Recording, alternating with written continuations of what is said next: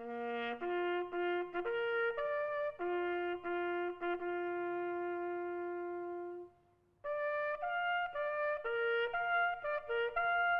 shall grow not old, as we that are left grow old. Age shall not weary them, nor the years condemn. At the going down of the sun and in the morning, we will remember them.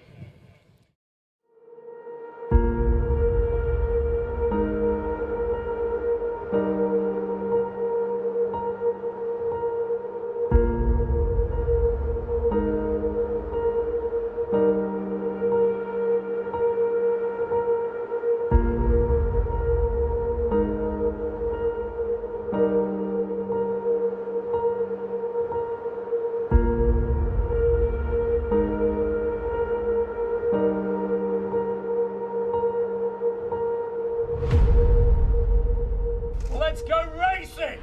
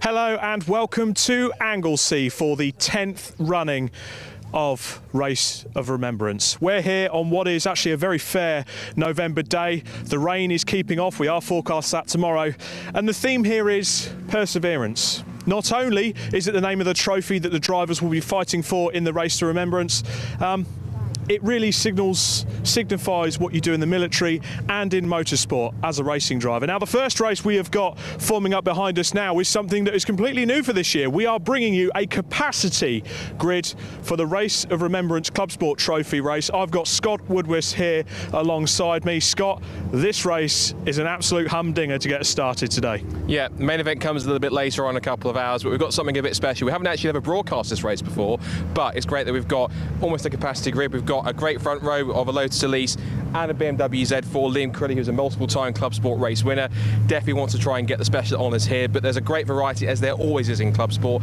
There's Audi TTs, there's Minis, there's Mazda MX-5s, there's Renault Clios, there's Volkswagen Scirocco's, there's a Porsche Boxster on the grid, there's BMWs, there's Honda Civics, everything you could imagine. If you're an avid follower of Clubsport Trophy, you know exactly what this kind of grid is like.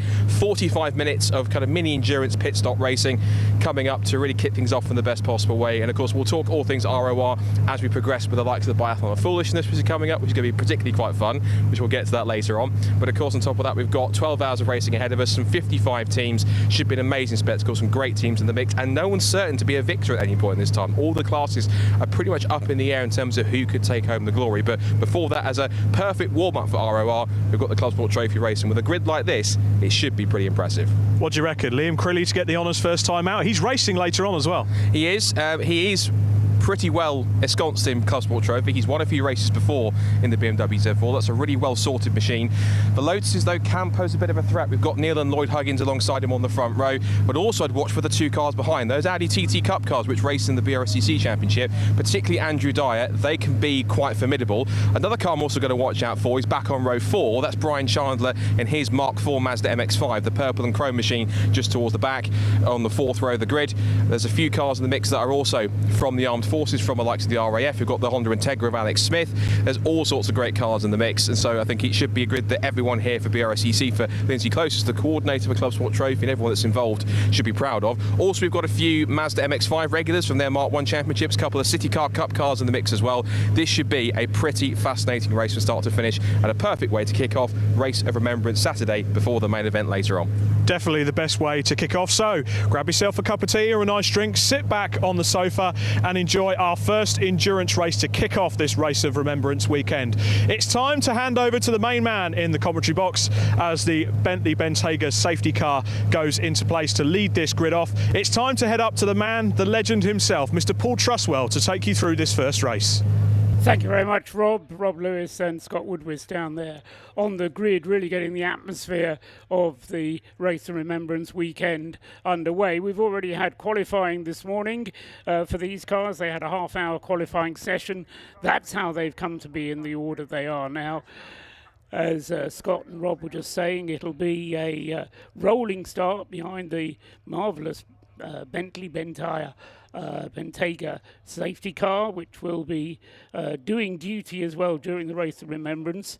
It's not the only poppy car we've got here this weekend. We've got a preponderance of poppy cars, including the rather special Mazda, which was down at the Cenotaph yesterday, having its photograph taken, and I'm sure there's social media pictures of that as well. But the cars then, 38 of them due to be lined up on the grid, will be setting off very shortly indeed for their pace lap. It will be, as we were saying, a 45-minute mini endurance race, potential for a driver change, and it's a mandatory pit stop in any case for these cars. They have to stop between 15 minutes and half an hour into the 45-minute race. So in the middle 15 minutes of the race, everybody will have to be coming in for a pit stop.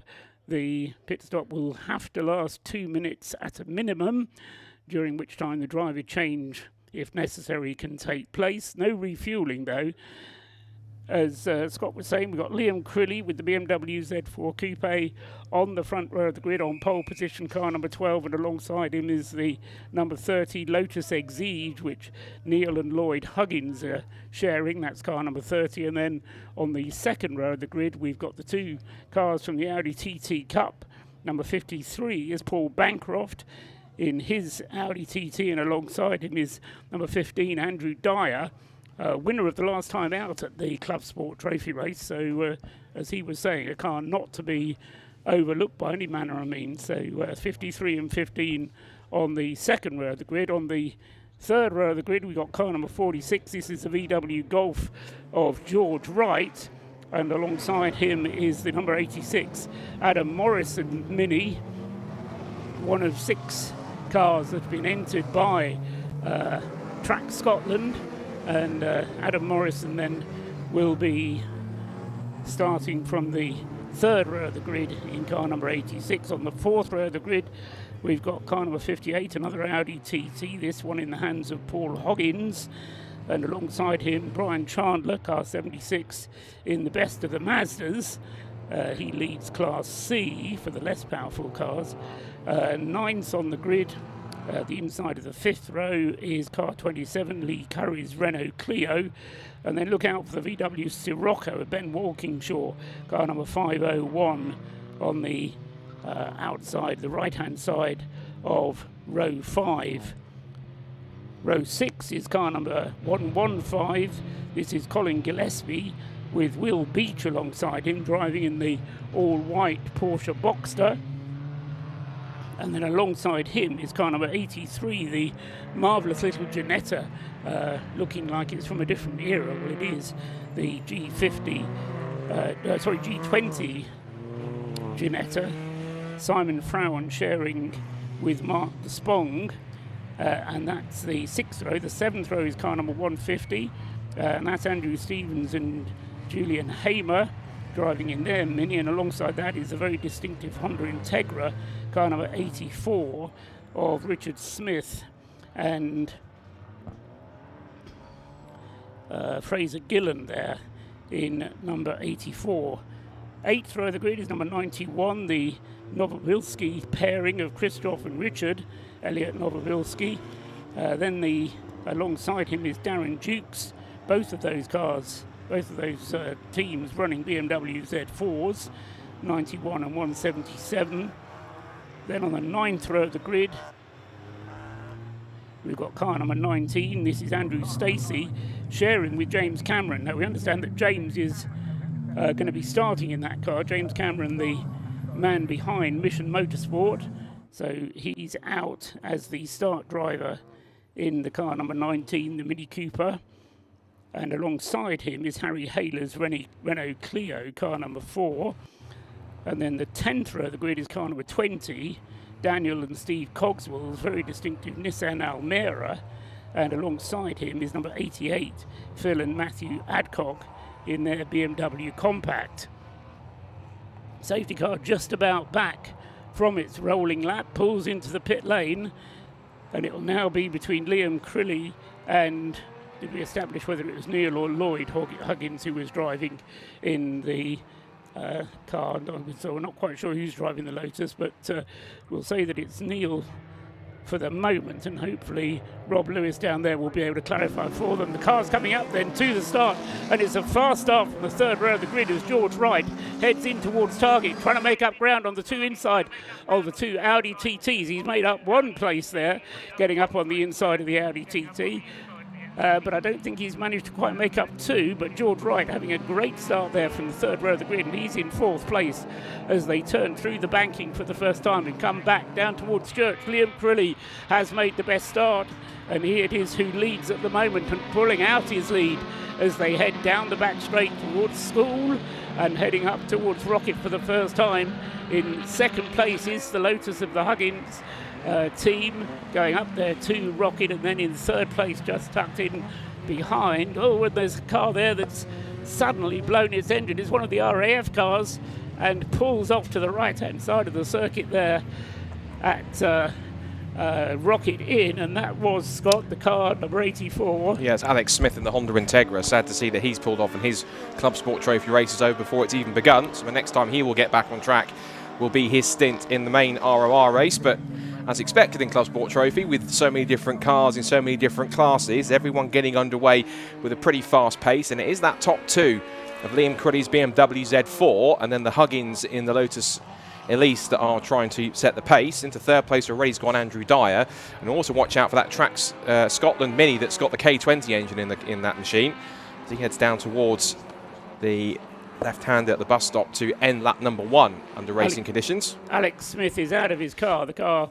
as Scott was just saying there, comprehensively engine failure there. What I don't know is whether he's left any oil on the circuit or not, but yellow flags being displayed to warn the drivers of that car being parked just off the circuit, and we'll see at the end of the lap whether or not the safety car is going to be required or not as the field come charging through at the end of their first racing lap. Liam Crilly had a lead of 2.1 seconds then over the Huggins Lotus Elise Exige in 2nd place. Andrew Dyer's Audi TT is in 3rd, but coming under pressure there from Adam Morrison's Track Scotland Mini as they head through School, and just behind them is George Wright with the VW Golf as well. Those 3 cars very close together, Scott. Colin Gillespie's Porsche got it really out of shape on the run up to the kink towards the Rocket complex, battling with Brian Chandler's Mazda. They go wheel to wheel into the 2nd part of the complex, and Morrison, meanwhile, you rightly said, was catching Andrew Dyer, and the Mini has slipped past the Audi now into 3rd place, and now Andrew doesn't get a real chance to have a bit of respite because he's now got the competitive Golf in grey and yellow of George Wright on his tail as they come down through the corkscrew and onto the Tom Price straight, as off the road has gone one of our regular Class E runners in Clubsport. That is the, in fact, red flag in fact has been thrown. That was the Adcocks in the BMW that went for the spin, but the red flag has been thrown. There's another car. I wonder, I think it's fluid, because Charlie Gillespie's car was moving around a lot, and now I realise it's because the engine failure that Alex Smith has had looks like it's dropped some fluid down there. I saw Ben Wilkinshaw's Scirocco also go for a spin and was recovering up at the top of the complex, so I think some fluid's gone down. So to recover that and to clear it up, race has been stopped. Yeah, that was my initial fear, was that when that engine went, then there was some fluid down, and the safety car wasn't required to deal with the car of Alex Smith that went off there on the first lap, the Honda Integra in the RAF colours, but it wasn't so much the fact that the car went off, but the fluid which has been dropped, and the marshals will be up there at Rocket having a look at the track.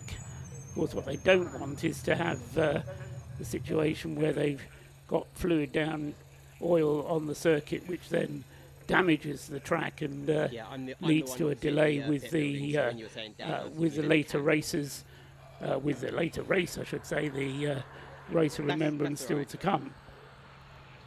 Cars have been parked at the bus stop, having observed the red flag and coming to a halt. Now, we'd had one complete racing lap.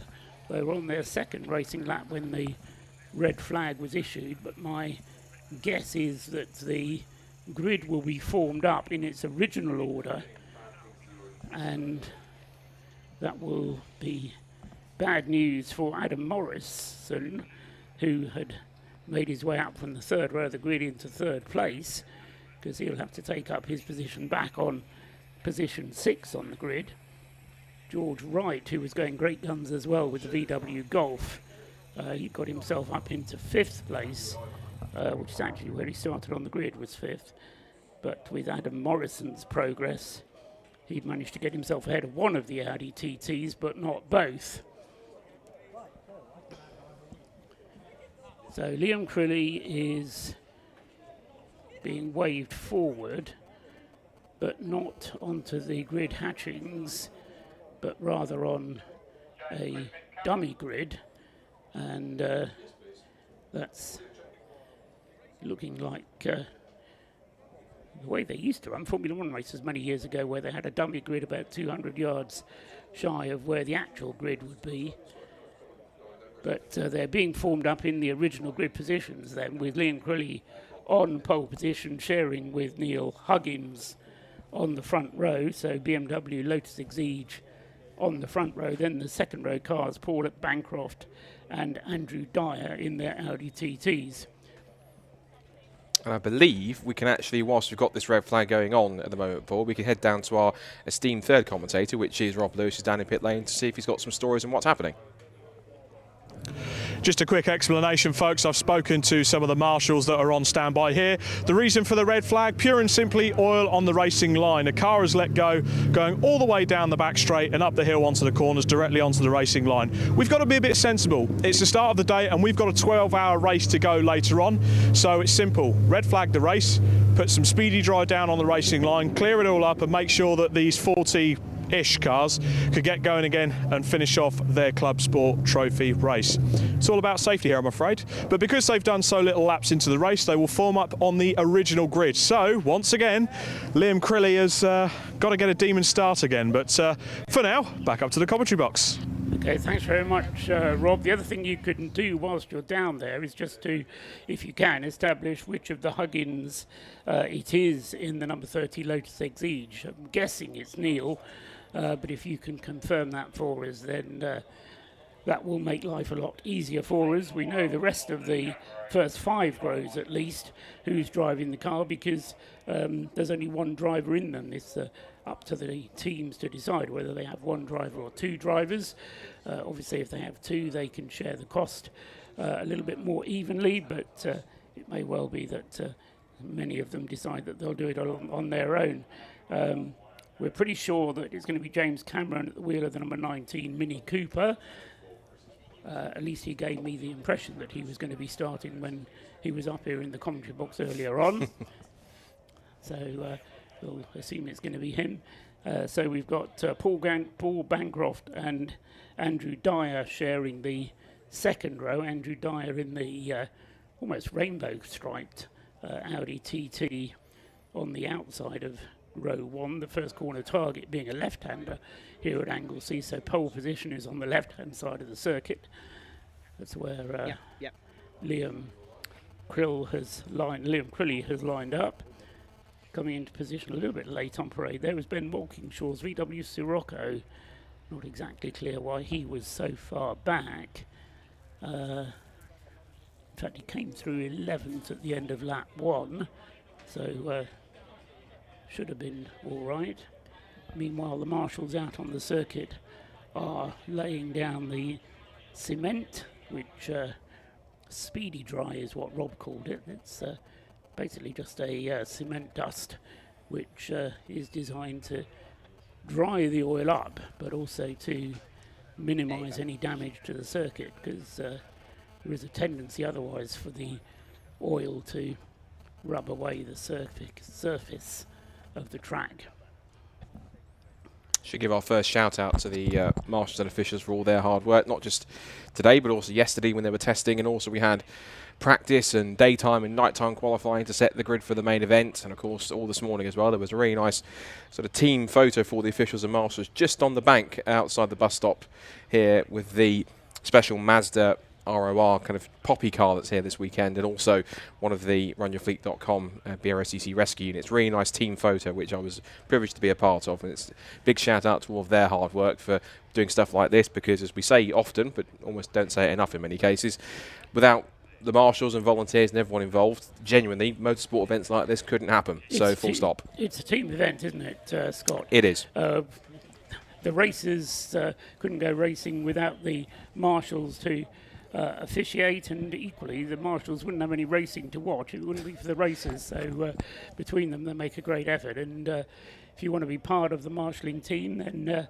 just go and have a look at marshals.co.uk. Or the other alternative, I suppose, is the BRSCC's Driven by Racing event. I didn't want to make it a plug, but I'm glad it's a nice lead-in for that one. Yes, good point. Yeah, there is Driven by Racing next weekend, which is at Silverstone. If people will allow me to mention it for a second. Thank you, Paul. Which is, and that's a key way for you to, if you want to get involved and interested in marshalling, you can head to Silverstone.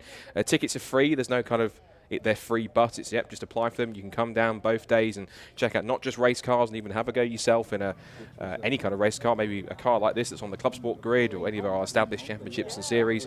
You can get test drives or passenger rides. You can even take your ARTS test if you want to. We do that in conjunction with our friends at the Motorsport School, and we also give tasters and train people that want to marshal, to become a clerk of the course, to be a scrutineer, to do rescue training, all sorts that want to try and get involved in. So if you do want to fancy just getting involved in motorsport, finding a route into British motorsport, and even just seeing what BRSCC does as a whole, then get yourself to Silverstone, 16th and 17th of November next weekend. Tickets are still available. Just head to the BRSCC website and do so. And that's enough plugging different things when we're here for ROR. So, but nice lead-in nonetheless, Paul. Appreciate it.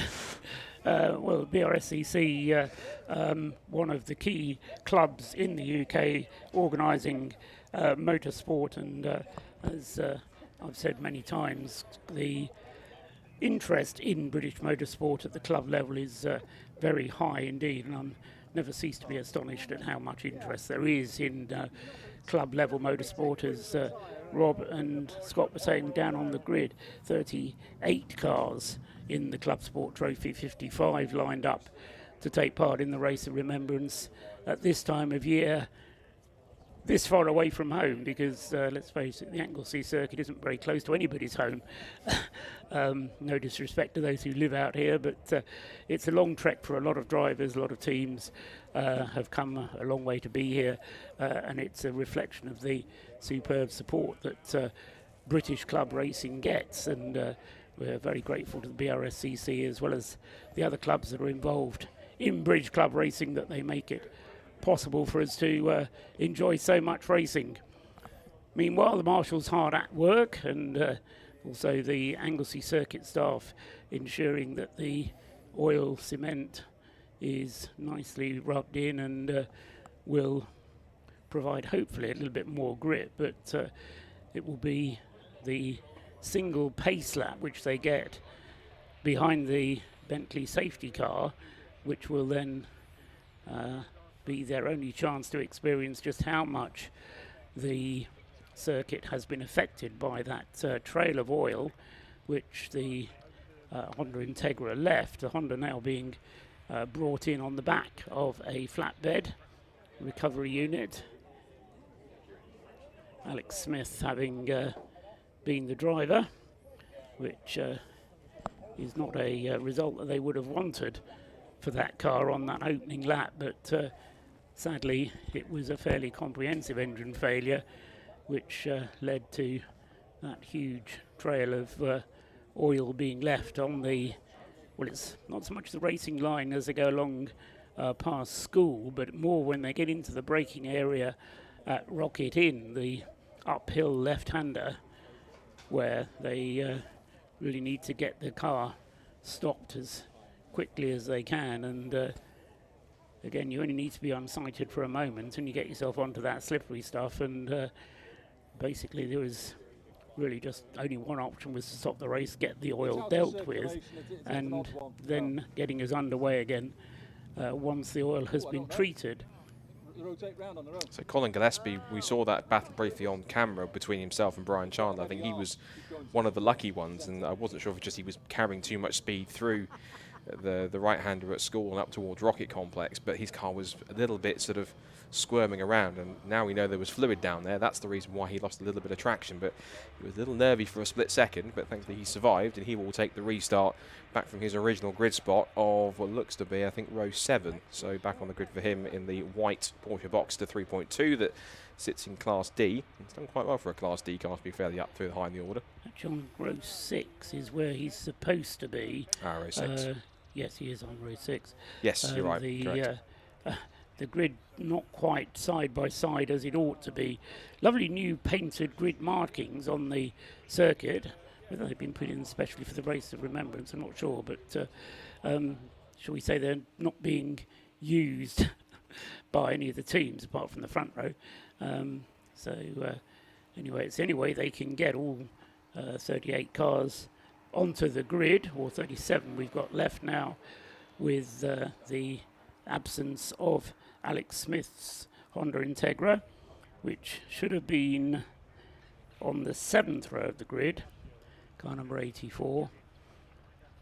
But as I say, he obviously is going to be not restarting. Everybody else, I think, will be. Course vehicles still present there at school, although one recovery unit returns. The clerk of the courses, well, that's Scott's Jaguar they've got down there, still there.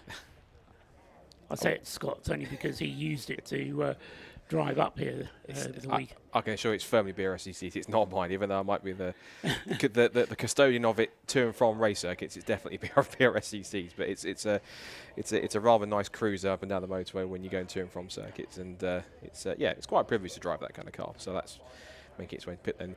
Wonderfully supplied by Run Your Fleet, we should mention, so thank you to them. That's been in the club since about 2021, so that's about kind of 4th year into the partnership between the club and the fleet management company, so appreciate them for providing that. Of course, that's one of a number of cars here that's providing service for the event. And we have to shout out to Bentley as well, because Bentley, of course, supplying this really fantastic looking Bentayga safety car, which is adorned with poppies, and I think even they're sort of emanating from where the Normandy landing as well. I was going to say, there's a kind of map of Northern Europe on there. Yeah. If you kind of close your eyes a little bit. Anyway, we've just been shown the 5-second board to get us underway again at the second time of asking. It will still be a 45-minute race, only instead of starting at the scheduled time, it'll start a little bit later than that. But as I say, we're still going to be having a 45-minute race, and the time will start when the car comes through at the end of this pace lap. So one further pace lap, and then the full 45 minutes.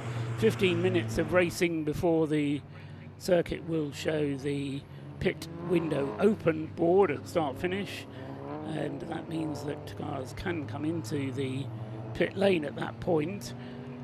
Whether they will choose to do so, or whether they'll stay out for closer to half distance, or some of the sensible money is on staying out until the very end of the pit window, just in case we get a safety car interlude, because there's no penalty for pitting under safety car in the Clubsport Trophy. So the 2-minute pit stop is valid whether you're in the whether you're within safety car or whether it's green flag running. This field just making its way around single file, I think trying to keep away from the sector. You can see the point where which Alex Smith's engine ceased to exist anymore, and of course the trail of quick dry that's been laid down by the marshal officials. Again, really nice work from everyone involved to get that done in quick time, genuinely no pun intended, as they make their way through. Of course, the full international layout for Anglesey being utilised. Of course, there are there's a few different layouts, but the two most commonly used ones are the international layout for this weekend and the coastal layout, which instead of turning left off onto the extended part down the Tom Price Straight and up towards the hairpin, they would turn left and down what's aptly named the corkscrew. But the full circuit in use this weekend, as the cars now will start to get around to that point, because coming out through Peel now. I imagine when they get towards that Tom Price Straight, they'll just start to once again form up in that neat 2x2 formation on that rolling start. And of course, once the Bentley Bentayga safety car pulls in, racing will get underway once again. It's another chance for Liam Crilly to try and get a decent start. The Huggins in the Lotus will try and want to go with them. And I'd say also watch out for the likes of Adam Morrison, who had that really clean start in the Mini with the K20 engine. He was up to fourth place, and hassling Andrew Dyer for third. And then the other couple of cars that came through that were fighting with the likes of Brian Chandler and Colin Gillespie's Porsche. So the other car which had a good start was George Wright, wasn't it, Scott? Yes, it was. The VW Golf from the third row of the grid. So two cars on the third row who gave notice of their intentions in the earlier start, in giving a clue as to what we might see happening this time. Of course, the problem, as you described it, with everybody avoiding the cement dust as they went up towards Rocket, is that none of them actually know whether there's any grip on that cement or not. So they're going to arrive there on the first racing lap with a bit of an interesting job in front of them. Anyway, the Bentley has pulled into the pit lane. Liam Crilly is side by side now with Neil Huggins as they turn through the bus stop. Then the two Audi TTs side by side on the second row of the grid, and then George Wright and Adam Morrison on the third row as the lights go out. And once again, a very good start indeed from Liam Crilly. He heads to target in the lead of the race, and running a little bit wide on the exit there was Andrew Dyer. Gets the car two wheels onto the grass and loses a couple of positions as he does so. So up into third place comes Adam Morrison. George Wright trying to hang on there on the outside line with VW Golf, and does hang on but loses out, goes back to fifth place. But Adam Morrison there again in very racy mood, getting up alongside, putting two wheels alongside the Audi TT of Paul Bancroft, and storms past him in a straight line, having much better straight line speed there from the Mini, and kicks up the dust as he goes up towards the braking area for Rocket.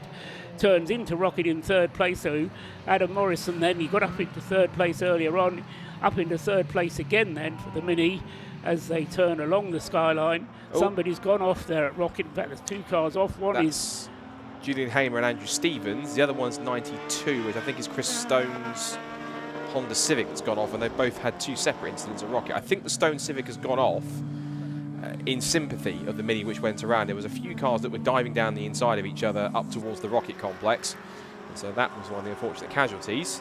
That Mini has taken at least one class win in Clubsport Trophy previously, but 92 is back underway, so through he goes. Yeah, that's Rob Phillips and Richard Winnie driving the Honda Civic. It's a change of number. It was originally in the programme as 176. I see. But they've had a change of number.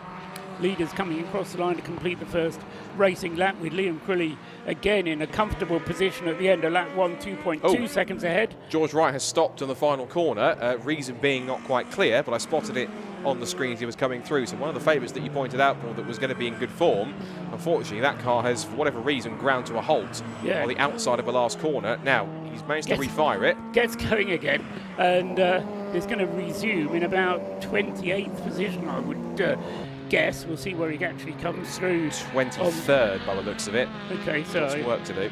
Guess wrong, but yeah, so George Wright got lots of overtaking to do now. Another car who's a long way back there, and he's going to have to make up ground.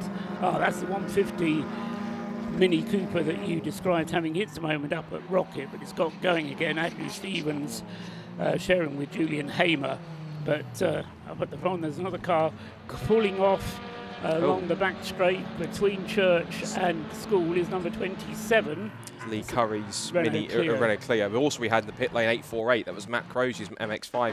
Just saw on stream that was pulling into pit lane. So unfortunately issues for that car. That's a BRSCC MX-5 Championship spec machine. So lucky we got 38 starters because the attrition rate so far has been fairly severe.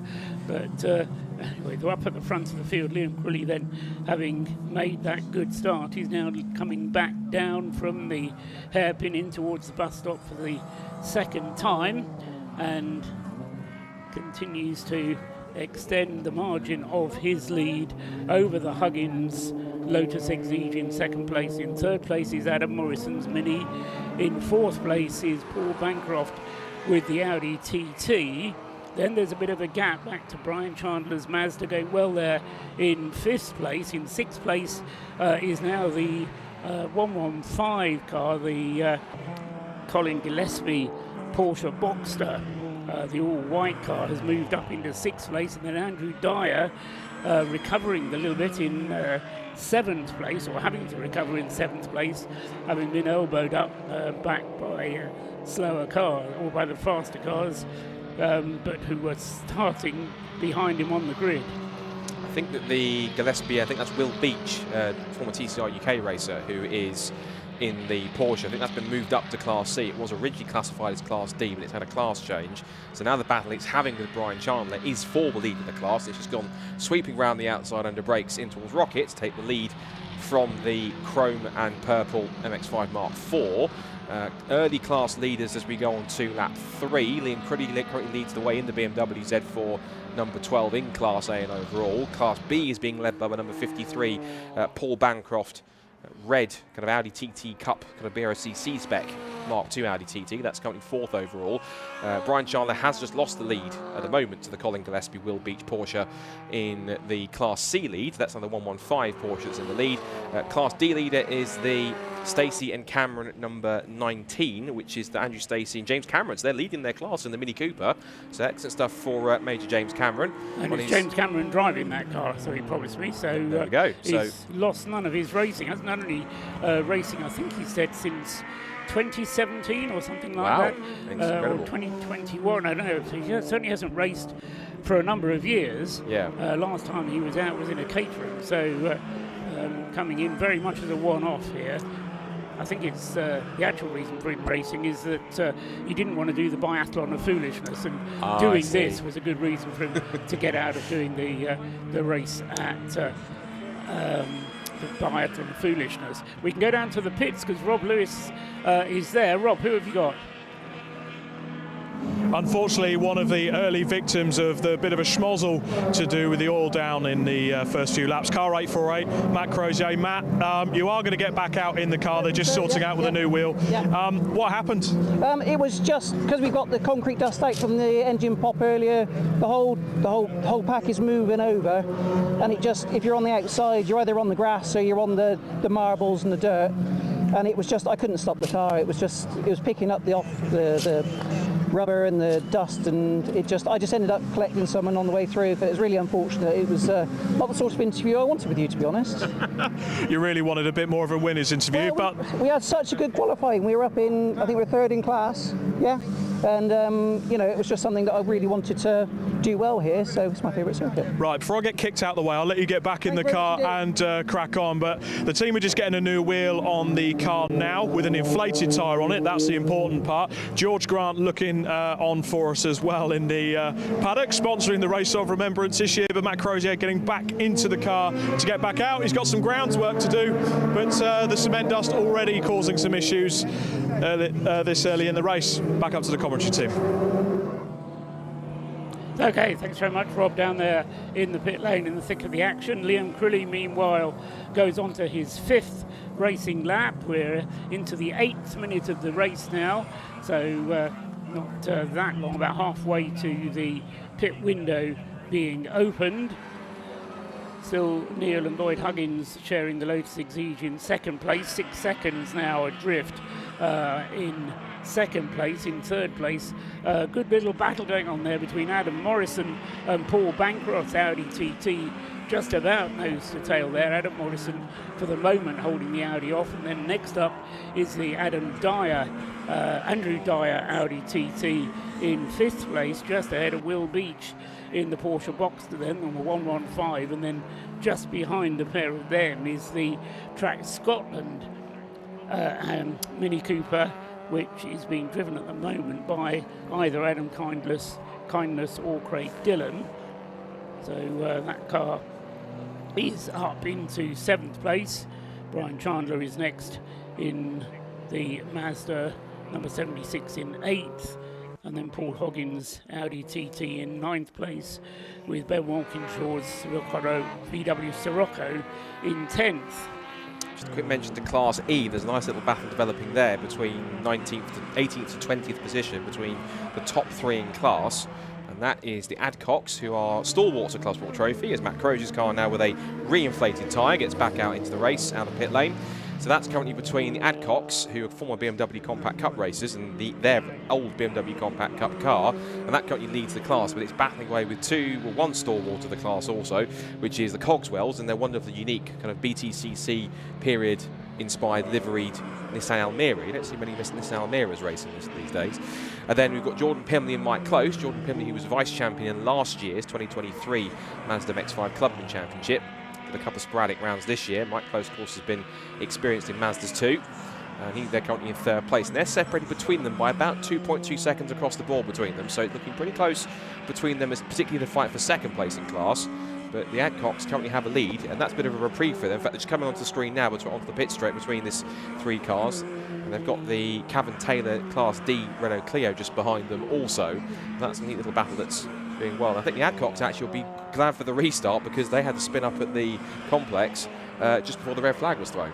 Another car to look out for, Scott, is going to be the George Wright VW Golf. Remember that car had the moment down at the bus stop a couple of laps ago when the car just ground to a halt and George had to fumble through trying to get it to restart. He went down to 23rd place, I think it was, you said. Yes. He's got up to 14th now, so he's already made up 9 places, and he's now challenging the Elliot Novovilsky BMW Z4. So looking to make up more places. Certainly he's lapping more quickly than 3 or 4 cars ahead of him, so has more ground to make up.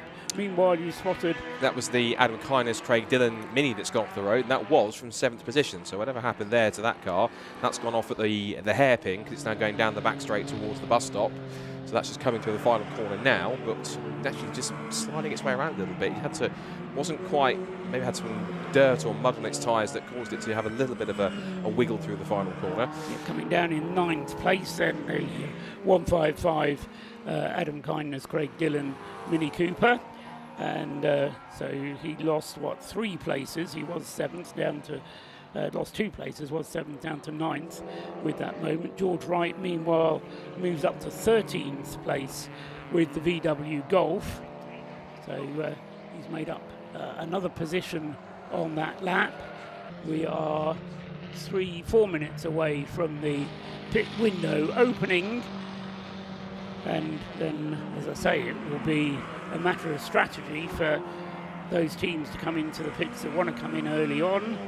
Others may be leaving a little bit later, but it's down to the teams to decide when they come in. Whenever they come in, the pit stop is a mandatory 2-minute one from pit in to pit out, and there are penalties for going under the minimum pit stop time. 30 seconds added to your race time, plus however short you were on your pit stop. So it has cost... In fact, it has changed the outcome of Clubsport Trophy races in the past. I think last time out at Silverstone, Andrew Dyer kind of lucked into the win because the car in front of him made a short pit stop. Yeah, and it doesn't matter how short the pit stop is, it's 30 seconds plus literally how much it is. So it could be half a second, 2 seconds, 10 seconds, doesn't matter how short the pit stop is, it's default 30 seconds plus the time you have to make up. This is the intriguing battle on track I'm watching on screen. This is the fight for third place. It's third place in Class A, but the Class B leader. This is Adam Morrison in that fast-starting K20 engine, I believe. Mini Cooper. It's making a wonderful noise as it heads its way out of the right-hander at Church and now onto the back straight, with Paul Bancroft in, I think it still is mostly an Audi TT Cup spec machine, in fourth position, ahead of Andrew Dyer in class. They're first and second, respectively, the two Audis. As you see, cocks a rear wheel in towards the comp, but you can tell that car's pretty stiffly sprung on the rear, because just lifting its inside rear wheel as it turned through the first part of Rocket. And so these two cars fairly evenly matched, both front-wheel drive. In the way just now past, that's the Peugeot 206, that's the Trevor Hancock number 16 Peugeot. It's been racing for a while, another car that's a regular in the Armed Forces Challenge. They make their way now through the corkscrew off onto the international circuit, as we are now less than 2 minutes away from the pit window opening in this special ROR Clubsport Trophy support race, and we'll see who decides to dive in first when that pit window opens. Yes, I suspect that the leading runners will leave it a little bit later if they can, unless we do have a safety car, and then we'll see a whole gamut of them coming in. The screen showing the Nissan Almera there in the middle of its little battle for 18th place between the Cogswells in the Nissan Almera and the Adcock brothers driving in the number 88 yellow BMW Compact. That's Philip and Matthew Adcock, and the Nissan Almera in the hands of Daniel and Stephen Cogswell. I believe it's, I think it's father and son. I think Philip's the father and Matt's the son, I believe, if I'm correct. Right. But we've got actually a three-car fight here, because right behind them is the black and yellow MX-5, you can see there, of Jordan Pimley and Mike Close. So this is now the fight for the Class E honours. It's the best supported Class in the ROR this weekend, race this weekend, because 16 Class E cars this weekend. It's been boosted by some of the Mazda MX-5s and a couple of the regular City Car Cup cars as well. This is the closest battle on track. Into the pits has come the Track Scotland Mini Car 155. This is too early to be a routine pit stop, so this is a car that had a new engine fitted, or at least a engine repair. They've sent out for more engines at Track Scotland, and they've been working very, very hard on that car, but unfortunately for Track Scotland, it looks like a return of the problems for the 155 car, Adam Morrison's car. They're going very strongly indeed. This is also a Track Scotland entry, as you say, with the K32 spec in that car, but currently running in third place with Track Scotland with the 155, a car that they're hoping to run in the Race of Remembrance itself as well, but Adam Kindness then bringing the 155 into the pits. And because the pit window is not open, or wasn't open at that stage, that will have to come in for another stop in order to complete its mandatory stop before the end of the race. Pit window, though, is now open, so any further pit stops happening will now be within the window and can be timed as 2-minute pit stops. That stop for the Adam Kindness car, dropping it out of the top 10 and elevating into the top 10, Ben Walkinshaw, who is now 9th, and then the Ginetta G20 of Simon Frowen. Just noticed there's been a change for second place in Class E on the screen there, so the Jordan Pimley Mike Close MX-5 has got past the Cogswells in the Nissan Almera, so there's been a changeover in that battle, and they're only just ahead of our race leader Liam Crilly, so he's coming to put a lap on them, so he's essentially lapped everyone up until 18th position or so. He was right behind them and the Cavan Taylor Renault Clio. As you say, pit window is now open, so we'll get our first couple of pit callers very shortly. And the two that were battling come into the pit lane together as well. The Adcocks and the Cogswells, the BMW Compact number 88 and the Cogswells Nissan Almera number 20 coming into the pits absolutely together. Meanwhile, the battle on screen continues between Adam Morrison's Mini and Paul Bancroft's Audi TT. 56 from 53, or 86 from 53 in third and fourth places. So the timed pit stop taking place and a whole fleet of other cars coming in as well there, including Paul Bancroft out of 4th place. Yes, Scott? Paul Bancroft in, the Hamer and Stevens car that had that spin on the first stop. Whoops, that's the Mazda 2 that's gone for a rotation. That's car 18 that's spun up at the corkscrew. So that is the Lewis Warren Connor Woodford 2 Racing UK Mazda 2. Those cars usually appear in Club Sport as well, but whoever's in that car has gone for a little light rotation, and away it goes once again. Now the front end bonnet is off on the Kyner's car, so I'm afraid that might potentially, that's got all the makings of its cup race being done, or it ain't going any further anytime soon. I'll say that's doubly bad news, because that's the car that's due to take part in the Race of Remembrance as well. Meanwhile, Adam Morrison certainly pushing on with the Mini there, as Minis tend to. You were talking about cocking that right, the inside rear wheel, the left rear wheel, but almost in traditional Mini style there. That car, as it went into the left-hander of Rocket in. Seeing the Novobilskis have brought their BMW Z4 in, one of several Z4s that have, I'm sure they're ex-Z car spec that have now found a new home in Clubsport Trophy. Every time we've had Clubsport Trophy races throughout this year, there's always been about 5 or 6 or 7 of them that have popped up in the same class. Somebody else goes off at the bus stop there. That's the 500 Mazda MX-5 of Jordan Pimley and Close. Was the Class E leader. I think he still does lead the Class E cars, not as a result of, but despite that grassy moment, just carried too much speed into the bus stop and ended up having to understeer straight on. I've noticed that the pit stops have finished for the 2 cars that came in that were leading the Class E battle, which is the Adcocks and the Cogswells, and they've both come out, and no change in the order, so Adcock is ahead of Cogswell. I've got a clever screen here, Scott, that tells me the pit stop times.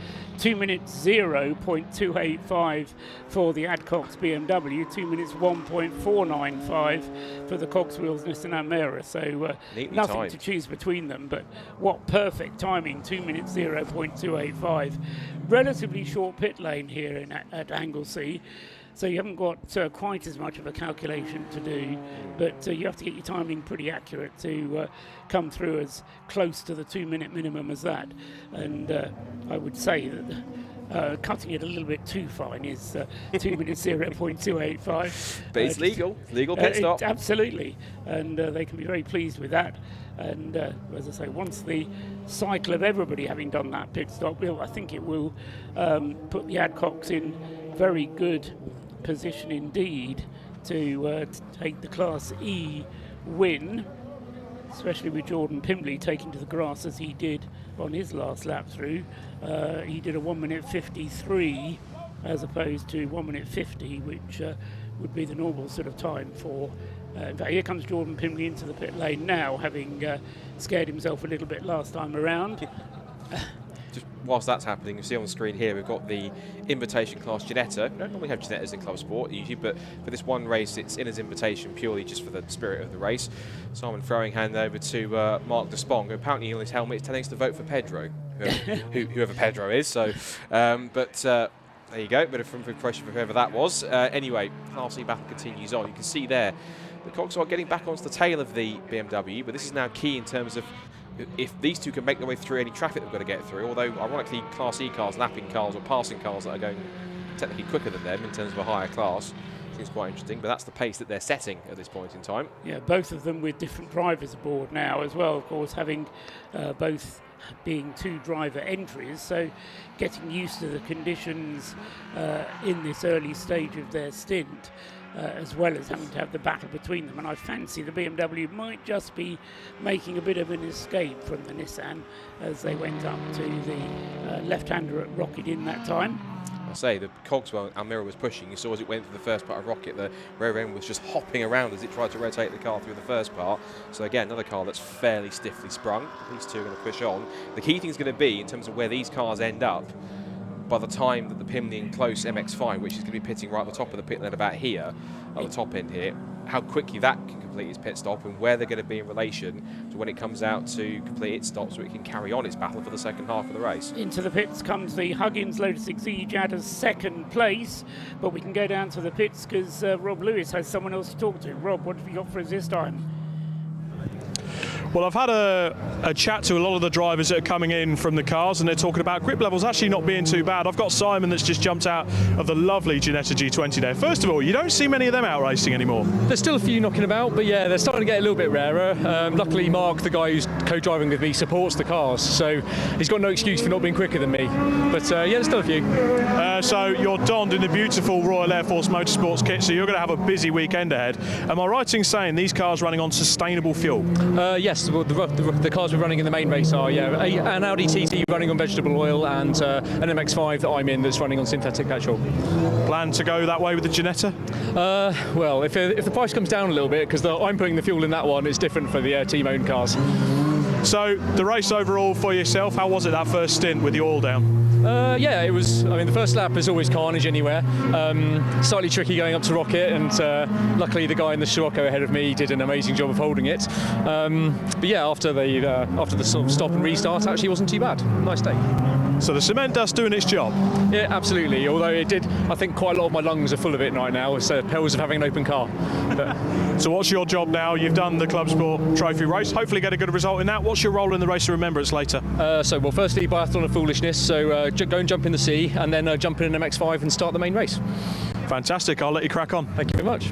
No worries there. So lots of pit lane activity coming up and down the pit so far. I haven't seen Liam Crilly yet, and because he's a solo driver, I can imagine he's going to want to duck in at the absolute last minute. He's probably praying for a safety car. That's the only thing that's going to help out the front runners to get a bit more of a gap in this race. Lots of pit activity going on at the moment. I'll throw back to the commentary team and we'll see if we can speak to a few more of the drivers. Thanks very much, Rob Lewis down there. And yeah, of the leading group, the leading 10 cars, we've only had one of them making their pit stop so far, that being the Huggins Lotus Exige. A drama though for Adam Morrison with the Mini number 86. Remember, that car was up in third place, a time in the pits for him of 1:59.186, so he's less than a second short. But it is crucial because he is short, so it will be a penalty at the end of the race for Adam Morrison's Mini, I'm afraid. However far up the field he manages to get, I don't think he's quite on the pace with Liam Crilly or with the Huggins Lotus Exige, but Adam Morrison adding to the misery of Track Scotland there by just mistiming the pit stop. Yeah, in fact, actually, TSL are on it straight away as well because they recognise it too. They've actually put a red exclamation mark where his, on his status column, so signifies that he is going to get a penalty because of that. You're absolutely right. Here's Ben Walkinshaw, who was another one driver that was lucky to survive the spin on the fluid after the Alex Smith Honda Integra dropped it on the first start. And in terms of that Class E battle, I'm going to keep an eye on the change that we've had. So the current lead at the moment is Simon Waterfall's Mazda MX-5 ahead of Chris Fantana in his MX-5, but it's a different one. And in fact, yeah, there is confirmed on the timing screen. 31 seconds to be applied at the end of the race for a short pit stop for Adam Morrison. So guilty is charged. There he is. And then they come down the back straight. There is the, I think that's the 19, which is the, yeah, that's the Stacey James Cameron Mini, which is currently still leading Class D by about almost 30 seconds from Cavan Taylor. He spent most of his race chasing the three Class E leaders. In terms of that battle, at the moment, it is Adcock and Cogswell, those two cars quite far ahead of Pimley. They are still technically a net first, second and third in class, but the time that they've gained, the two cars here, the BMW and the Nissan, over the Mazda MX-5 is quite measurable because they've got quite a sizable gap on them by the time they come back around. Yes, out of the car already then is James Cameron, the car number 19, in 19th place, but leading its class, as Scott was just saying. So Andrew Stacey has now taken over behind the wheel of number 19. It was quite a long pit stop for the Mini team. Not quite sure whether it was James taking his time getting out or Andrew getting in, but they were 2 minutes 22 on their pit stop. So will have lost some time as a result. Anyway, we can go down to the pit lane because Rob Lewis has someone else. So he's been all year running lots of these Mark 1 MX-5s as close racing. I've got Mike Close here. He's just jumped out of his Mazda MX-5 and handed over the keys to Jordan Pimley. Mike, first time out racing this year, I understand. Almost, yes. I did go out with Cadwell in the BMW once, Super Cup, but it's first time back in the Mazdas. It's nice to be back in something you can really chuck around. And there's something quite special about coming to Anglesey at this time of year to participate in any way in this event.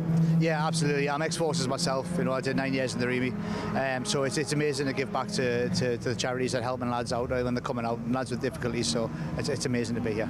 So talk us through that race start. Bit hairy at the start. How was it for you, kind of back in the pack?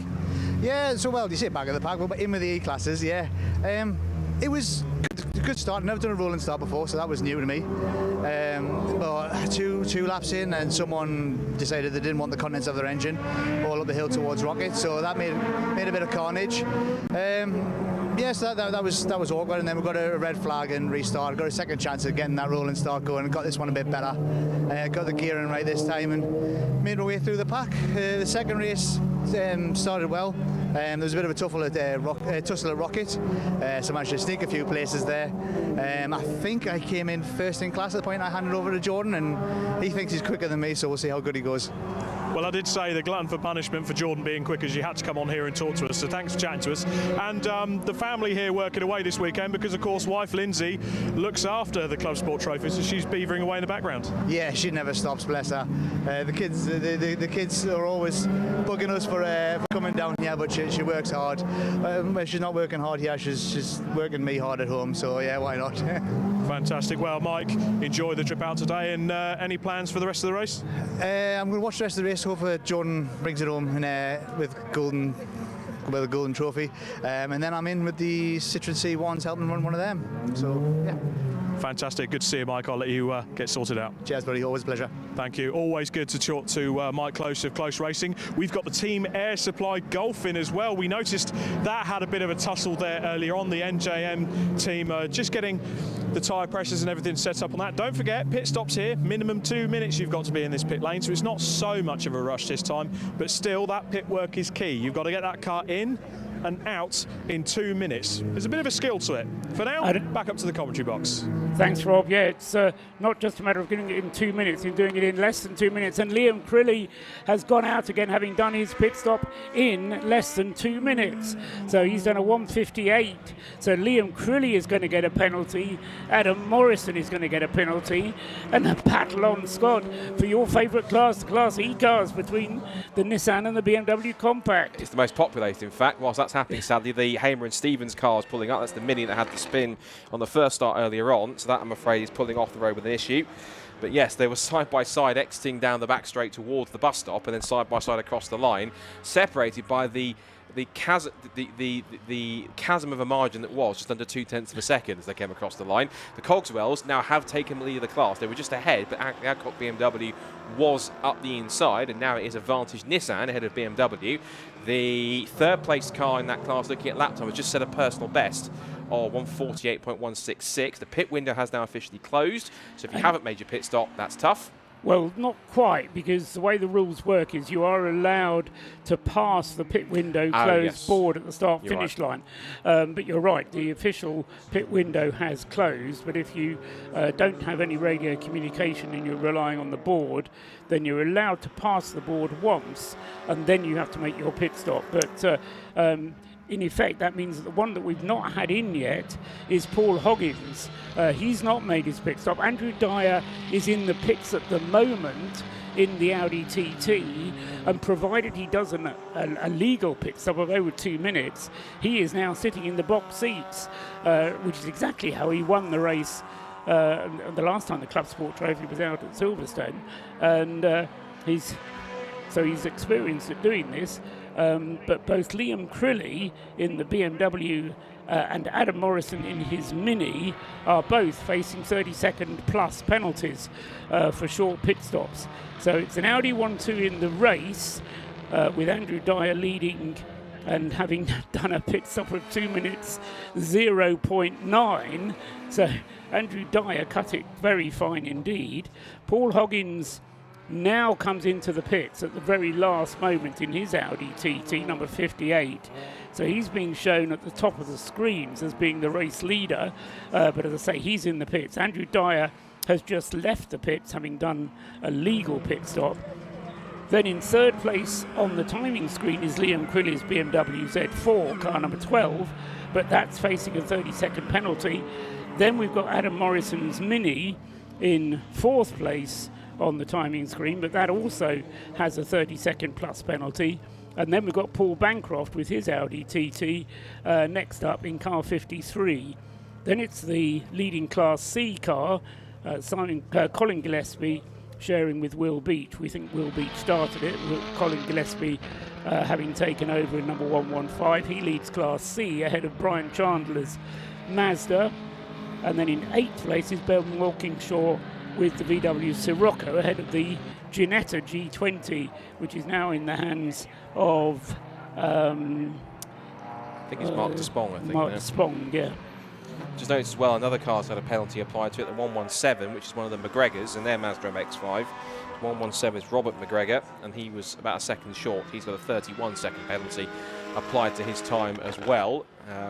And ironically, even though on the timing screen it says we've got Crilly second and Morrison third, unfortunately that will now become, well, on track first and second. Unfortunately, we have to now ignore those cars because they're not in contention for the victory anymore. They will slip down the order. It means we are pretty much looking at, depending on how quickly they get out on track, it could be looking, I think, even possibly at an Audi 1-2-3 if it works out that way, and Hoggins can turn that pit stop around quick enough. Well, it depends how far ahead Liam Crilly can get, because Liam was leading by 15 seconds at the half-distance mark when he came into the pits, so he could well overcome his penalty, but we'll see what happens with that.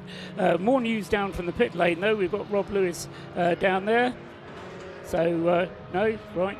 So, I thought we had Rob, but no, we don't at the moment. So, we're looking at the last, 11 minutes of the race still to go. The VW Golf of George Wright, remember that car had its problem earlier on and was down in 23rd place. He's now up to 10th. Following a pit stop of 2 minutes 02, so he managed to get a legal pit stop in, but George Wright then continuing to look to make up places. He should be able to do so. Somebody else is off though, Scott. It's a white roof, you can see it on the screen. My initial thought was because it was in that pack, maybe the Porsche, which if that's the case, that's a shame, because that car was running sixth and it was leading the class. That was Colin Gillespie's car, the 115. Car. The game I like to play in this case is spot the car that goes tumbling down the timing screen. So if his car does start moving down the order, then unfortunately that's his car that's had the problem. But it's any car I can see that's got a white roof and is that low slung. So unfortunately, I'm afraid the Porsche might be the one that's hit trouble, I'm afraid. And that is the case. That's a real shame because that car was running pretty strongly. And Colin Gillespie was going to try and give it a really good finish, which means now Brian Chandler, if that's the case, will now inherit the lead. And those two were having a fight early on in the first start between the two and early on in the second start. So yeah, in fact, good look at the timing screen. I see the Gillespie and Beach car is going down. It's lost a couple of spots. Yes, and Brian Chandler going through then 5th place overall in the lead of Class C. Yep. And yeah, with the 115 Porsche Boxster then definitely the one that stopped out on the circuit. Meanwhile, Liam Crilly's lead at the front of the field is actually 45 seconds. Wow. So he has overcome the penalty, which will be 31 or 32 seconds. And so despite a short pit stop, Liam Crilly's lead is not secure by any manner of means, but with less than 10 minutes of the race still to go, Liam Crilly has a 45-second lead over the Mini of Adam Morrison, which is in second place, shown on the road, but of course he has a penalty as well. And the next car back is Paul Bancroft's Audi TT, which is nearly 50 seconds behind. So Paul Bancroft, although he's the leading car which hasn't been penalised, hasn't been penalised enough, or rather the leader, Liam Crilly, hasn't been penalised enough to enable Paul Bancroft to take the lead. He'll take second from Adam Morrison, but he won't be able to take the lead from Liam Crilly, who's been storming through the field with his BMW Z4 Coupe and, as I say, has established this lead of now 47 seconds over Adam Morrison, 53 seconds over Paul Bancroft. The reason why he's a multiple Clubsport winner in the past, because he's done this before and certainly put on quite a fine display in that machine. Whenever that car turns out on a Clubsport grid, you'd be wise not to bet against it, because it certainly can be and usually is in the mix for victory.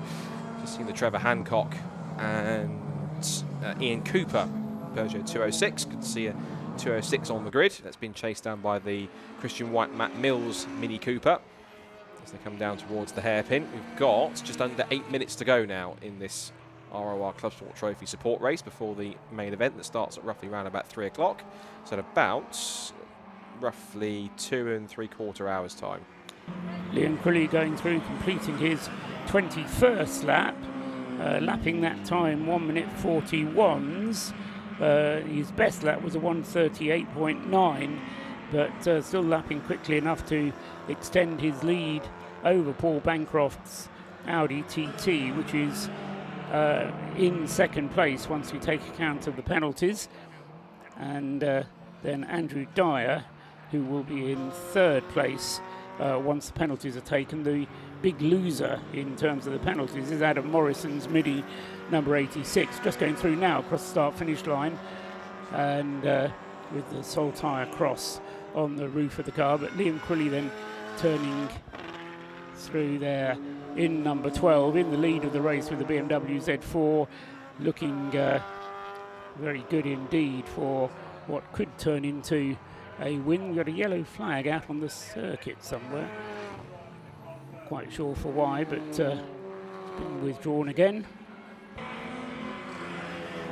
Keep an eye on that Class E battle, which actually has risen quite nicely up to 11th place overall, which is not too bad for Class E cars, given they are the sort of the perceptively the slowest cars in the field with the lowest power to weight ratio, no more than about 105 brake horsepower per tonne, I think.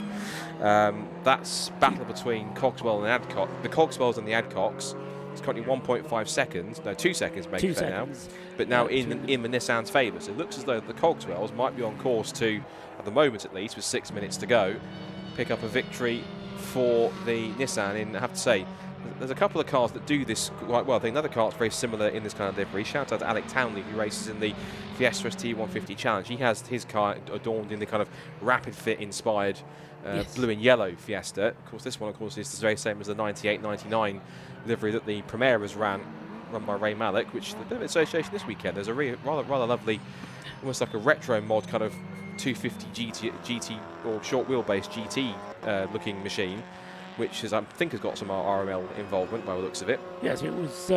It is actually based on a Ferrari, as far as I know. So it served as the safety car at the Silverstone Historic Festival, or the Silverstone Festival, it likes to call itself nowadays.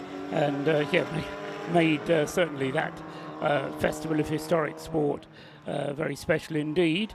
Brian Chandler has just turned in his best lap of the race so far, in 5th place in the leading Class C car and the leading Mazda MX-5, and he is the only, well no, not the only, but he's the last car not to have been lapped by Liam Crilly, who is now on to his 23rd lap with less than 5 minutes of the race still to go. Just a good thing to point out, and also looking at some of our YouTube comments watching, it's good that we've got people watching on YouTube. We have to give a shout out to a fellow commentator and a friend of yours and mine, Dave Goddard. So hello Dave, but he pointed something out that good spot on that, because we did actually quite spot it. The Neil and Lloyd Huggins Lotus apparently didn't reappear from its pit stop, and because of that it's been missing since the pit window opened, essentially, when it made its pit stop. So it's now firmly out of contention and is all the way down the order in towards the bottom of the field. Yes, 36th place. And as Dave points out, that car made its pit stop and then didn't reappear from the pit. So it was, well, whether it came in on schedule or whether they came in slightly early, not sure, but it only completed 13 laps and is not circulating at the moment. So that car wouldn't have challenged, or it could have challenged, because it was less than 30 seconds, or it was around 15 to 20 seconds when they made their pit stops. The gap first to second, Adam Morrison pushing on as well with his Mini, car number 86. He's just done his personal best lap of the race at 1:41.789. And just looking at that battle that you were talking about, Scott, between the Cogswells and the Adcocks, the Nissan and the BMW, separated now by 1.2 seconds. The best lap of the race set by the Adcocks BMW at 2:0, compared to the Nissan's best lap of the race, which is 2:1.4. So there's over a second separating them in terms of best laps. But the driver at the moment of the Nissan is, it seems at least, quicker than the BMW as they cross the line and complete another lap. Gap's still about 1.2 seconds. They had the 1:55 Mini in between them, but lap time wise as they came across, very similar, both on 1:48.2. So in terms of pace, very even. So it looks as though that he takes one small slip up from the Cogswells, and the Adcocks will be straight onto their rear bumper again. They've only got 2.5 minutes to go here, so only about roughly, what, a couple more laps, 2, maybe 3 at a stretch, depending on how quickly the leader can get around. And another position made on that lap by George Wright's VW Golf.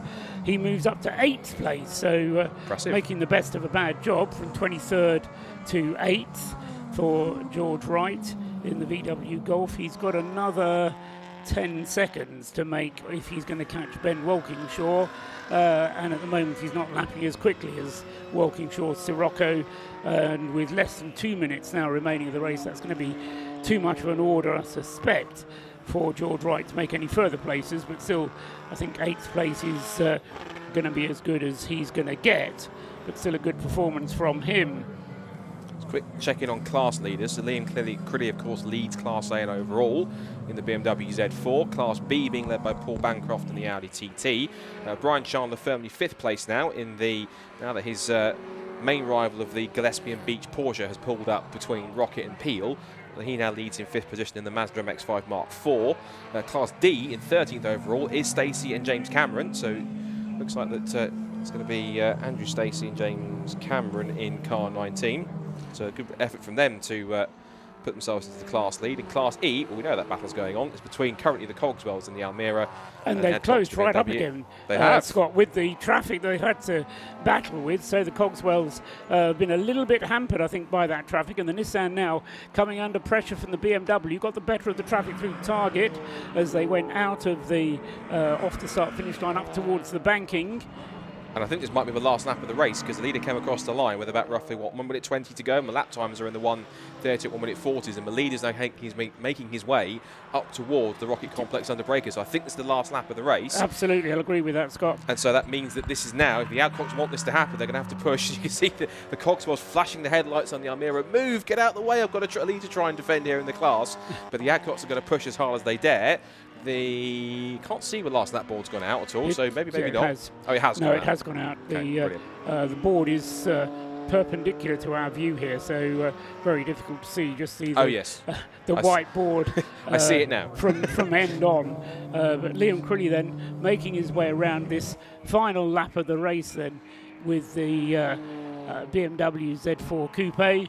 Up at the hairpin at the top end of the Tom Price straight at the moment. He'll turn through the hairpin and then back down past the old pit lane. Comes down past the old pit lane now, dumping into the bus stop turn, the final turn onto the start finish line. Here he comes then, Liam Crilly, to take the checkered flag and defend the win that he has. He's got a lead of 55 seconds, will mean that even with the 30 seconds applied, he will still turn out the winner, but it will be to second place man Paul Bancroft's Audi TT rather than Adam Morrison's Mini, which is coming through now. But also coming across the line is the Nissan Almera then, so the Cogswells just making it to the checkered flag with the Nissan Almera ahead of the BMW Compact number 88, finishing in second place in Class E by less than a second. There's 0.8 of a second separating them at the checkered flag, but a good class win then for the Nissan Almera, driven by Daniel and Stephen Cogswell. George Wright comes home there, finishing in 9th place in the end. He lost out on the last lap, in fact, to the Neil de Sprong in the Ginetta G20. There goes Adam Morrison in second place now, only now, finishing ahead of Paul Bancroft, but Bancroft then inherits second place as Adam Morrison takes the penalty. So the official finishing order is first number 12, Liam Crilly in the BMW Z4.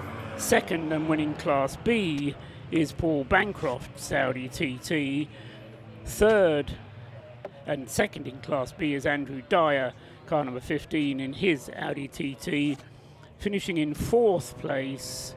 Oh, will it be? Yes, it will be. So finishing in fourth place, Adam Morrison's Mini, following its penalty. Finishing in fifth and winning Class C is Brian Chandler with the Mazda MX-5. And then one lap behind is Paul Hoggins with his Audi TT, car number 58. Winner of Class A, B, C we gave you. Class D was won by Andrew Stacey and James Cameron in the number 19 Mini Cooper. James is going to be insufferable now. Somebody throw him in the ocean. He's got to get ready for the Biathlon of Foolishness now, isn't he? Well done, James. If he is. Yes, well done, James and Andrew. Then in the winning Mini Cooper S in Class D, and then the Daniel and Stephen Cogswell duo in the Nissan Almera taking victory in Class E. The only other car being in the invitation class being the Ginetta G20. Lovely to see that car, actually. Car you don't see very many of these days. Car number 83 finishing in 8th place overall. But great race, and I presume that we're going to get some presentations down there. I can see Rob Lewis there in the middle of the winner's circle and ready to talk to our race winners. So Liam Crilly then, a bit of a hiccup. The winning margin in the end, following the application of his penalty, being given as 29.279 seconds. So he would have won by a minute, but for that penalty for the short pit stop. And we can talk to the race winner, courtesy of Rob Lewis. And I'm here in a Parc Fermate. The brakes on this Z4 are so warm. Very nice and toasty. That was a hard race for you. You still won by nearly 30 seconds with the time penalty. How was that for you? I guess it made it interesting, didn't it? I told myself to just take it easy, but I just tried to squeeze everything out of it as usual. As usual, the car has been absolutely phenomenal for you this year. Yes, it's been great. A few little tweaks this year, you know, a few more horsepower, a little bit more aero, new brakes, and it's all helping. Now, Robin Welsh, I can't tell you the contents of this message that was put on the whiteboard, but a certain special message, come on Robin, a certain special message was put out on a whiteboard for this man to tell him about the penalty, wasn't it? Yeah, it was a little bit. If you've seen Le Mans 66, it was a little bit of a knee-jerk reaction based on that. I saw he had a penalty and didn't realise how clear he actually was at the time, but I know he had someone in reserve, so I thought, well, let's just get rid of that attitude for now. And then, yeah, he was 20 seconds clear, so we were all good. But yeah, it was go like Cluck. Yeah. Well, basically, give it some jandle, I would say, Liam. And were you aware of the penalty yourself before Robin put the notice out? No, I knew I was super close exiting the pit lane. I thought I just clicked over 2 minutes, but I'm guessing it was less than half a second. Probably a bit more than that. I'll let your team tell you. Well, then I don't know where the speed limit line is, then, do I? Well, congratulations, Liam Crilly, a worthy overall winner, and he takes the Class A honours. Let's have a little walk around. You can see just how vast and varied this grid is. I need to find an Audi TT in second place, the Bancroft car. Let's have a little wander down, because there's so many cars in this race of different shapes and sizes. Somewhere in here is an Audi TT, car number 53. We are having some audio issues actually, which is a bit of a shame.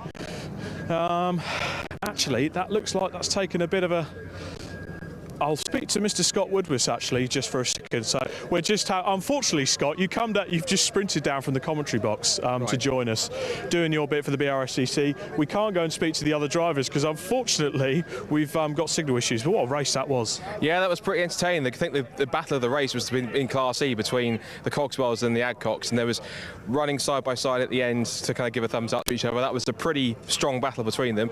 Really nice, strong entry. I think also a story of the race was James Cameron taking victory in Class D, which, as Paul said on commentary, he'll be insufferable now for the rest of the event because he's won the class. But it's good to see him looking pretty good. Of course, I'm not sure if he's doing that instead of the biathlon instead, but if he is doing it, then fair play as well. But yeah, it's fantastic. It's a testament to how good Clubsport Trophy is. It's been fantastic all year. Great grids, lots of great variants in cars. You get the same types of cars with different specs all the way through. It's been another great season for Clubsport. Massive grids where they've gone, and obviously more the same for 2025. And there's going to be, if anyone likes that, but in sprint format, there's a new version of the course for next year, which is going to be the Production Cup, which is pretty much essentially a sprint version of the Clubsport. Maybe focused slightly more towards the hot hatches in that sense. Can't speak, but. Yeah, it's going to be another mega year for Clubsport. Their calendar looks good for 2025, and I anticipate it's going to be just as good as it has been all year long. Absolutely. We'd like to bring you some more drivers to talk to, ladies and gentlemen, but unfortunately we're just going beyond the range of all the receivers. If I can try and figure them out, do you want me to try and be a run and pick I think I'm going to send Scott to go and pick up some drivers for me. I'll have a go see if I can find who I can find. He's going to grab some drivers. I don't know all their faces. He is. But it just shows you that the Clubsport Trophy, you've got all eras of cars here. You've got everything from a Honda Civic Type R, like the Benjamin Griffiths VTEC direct built car here. You've got the humble Citroen C1. This is in a City Car Cup spec. So you've got the 15-inch wheels. You've got a very basic standard Citroen C1. So you could pick up a car like this and get your first entry into endurance racing, 45-minute races, in a car as cheap as this. You could pick these up for about £4,000 now. Phenomenal cars.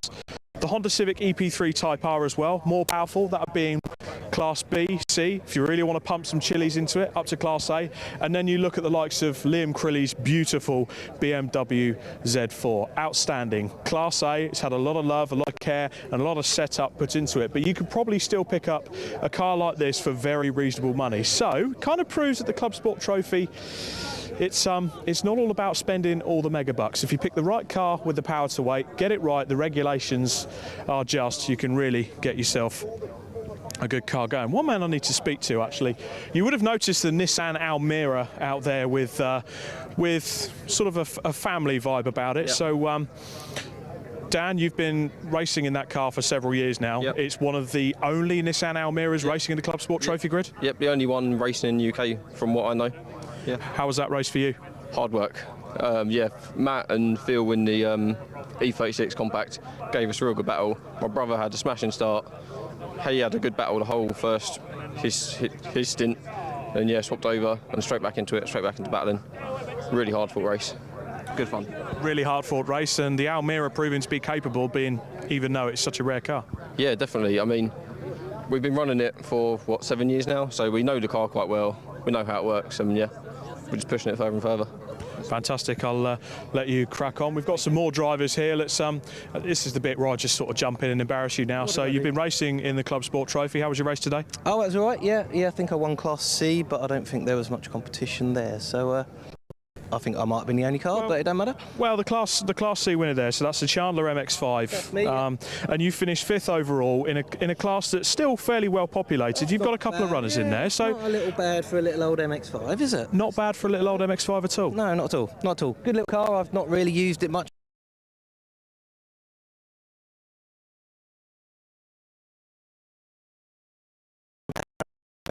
It's Brian Chandler talking with Rob Lewis there. We need to quickly, actually while we've got a moment, if you're listening to this on the public address here at Anglesey, we've got a Seat Ibiza which is parked in a wrong place. So if you are the owner of Seat Ibiza LX11PUK, please move your car. That's a Seat Ibiza LX11PUK. Please move your car as soon as possible, otherwise the BRSCC will send a vehicle and move it for you. Thank you very much.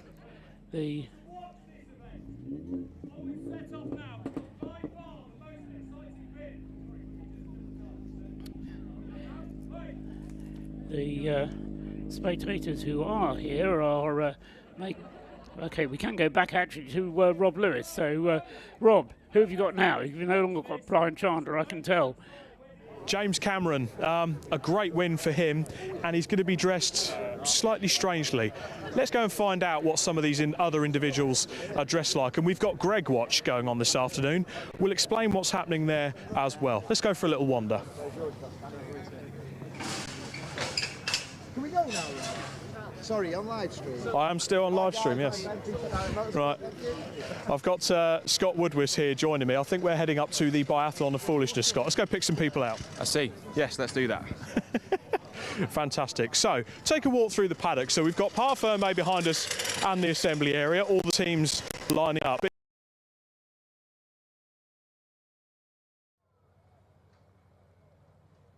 So the Biathlon of Foolishness, starting in chaos as it often does. It is the next item on today's agenda, shortly going to be getting underway. It's supposed to start at 1 o'clock, although we're running a little bit late on the schedule, so they'll be trying to get the Biathlon of Foolishness underway as soon as possible. This, for those regulars of the Race of Remembrance, is an event that really does make the charity nature of this event very clear indeed. It's a biathlon. There's some running and there's some swimming, and then there's some more running.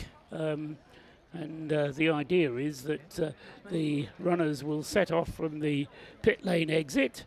They'll head through target up towards the banking, go round the banking and then back down the circuit on the other side towards Church Corner, the right-hander, flat out through Church. They'll then go straight on there rather than going round where the track goes, and then across the grass, up over the tyre barrier, down to the beach, which, again, if you're just watching this and you've never been to Anglesey, the spectator enclosure on the outside of the circuit leads directly onto the beach.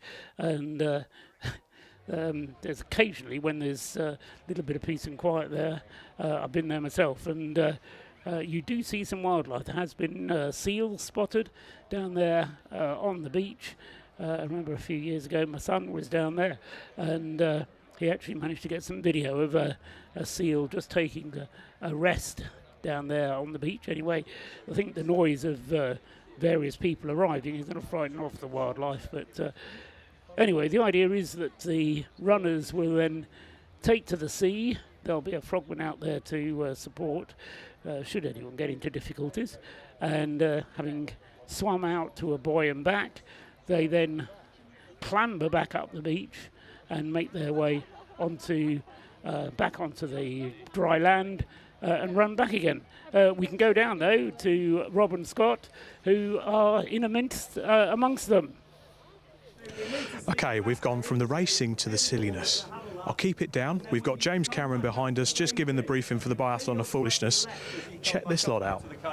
And you'll be coming back on a slightly different path.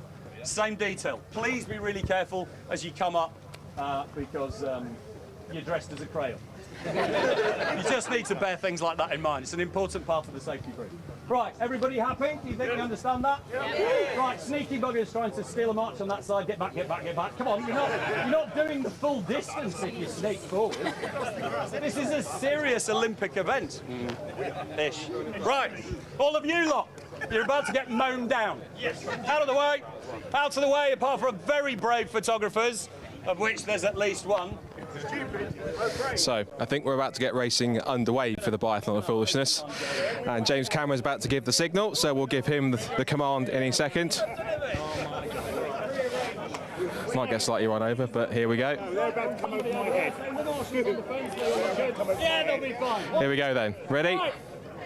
In the spirit of Race of Remembrance, what could possibly go wrong? Biathlon of Foolishness. 3, 2, 1, go! There we go. I'm standing firmly behind our cameraman.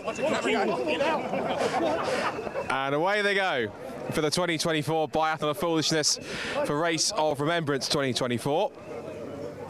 Right in the thick of it as they go down towards turn 1. So the route that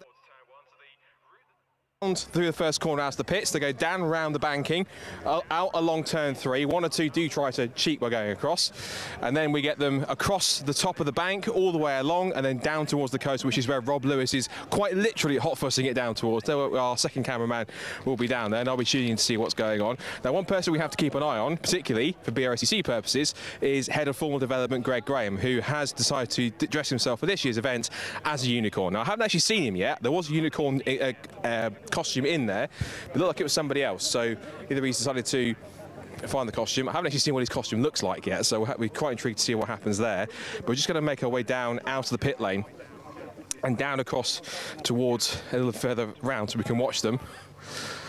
And whilst that's happening, I think some of the gridding up's being done, or 1 or 2 bit of photo shoots are being done for Race of Remembrance. And so you quite literally have just about anything and everything. There were animals, there were people in plenty of fancy dress, so we'll see how this one plays out. So we're just making our way across to see what's going on.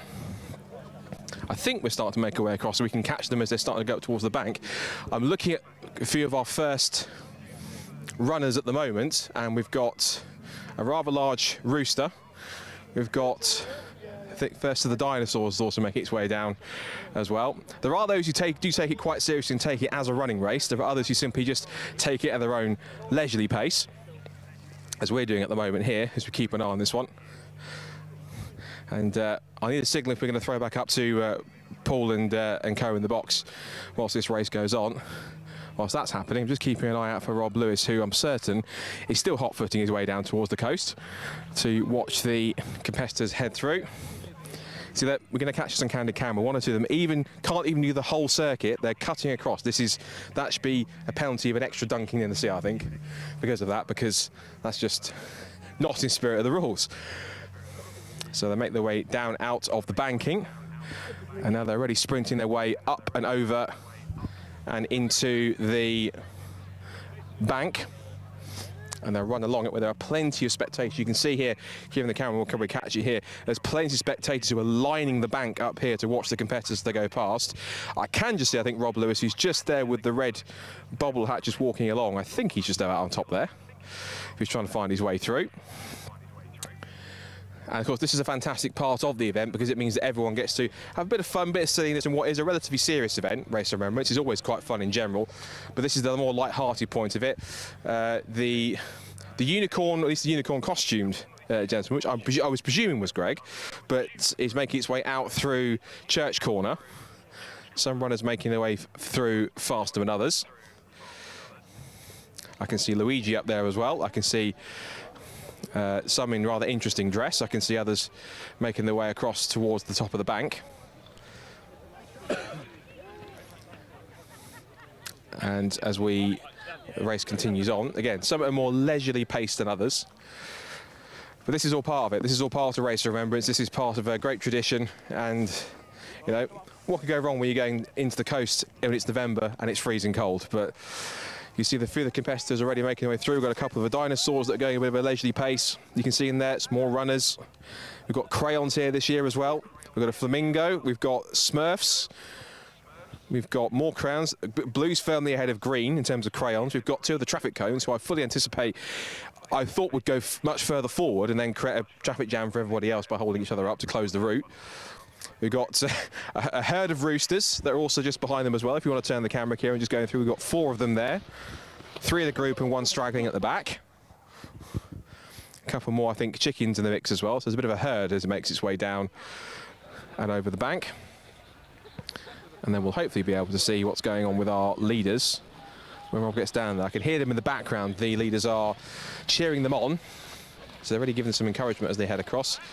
The flamingo has just overtaken the Smurf. Never thought I'd say that in my commentating career. But it's all sorts going on with Biathlon of Foolishness. Right, green and yellow crayons have now caught up with each other.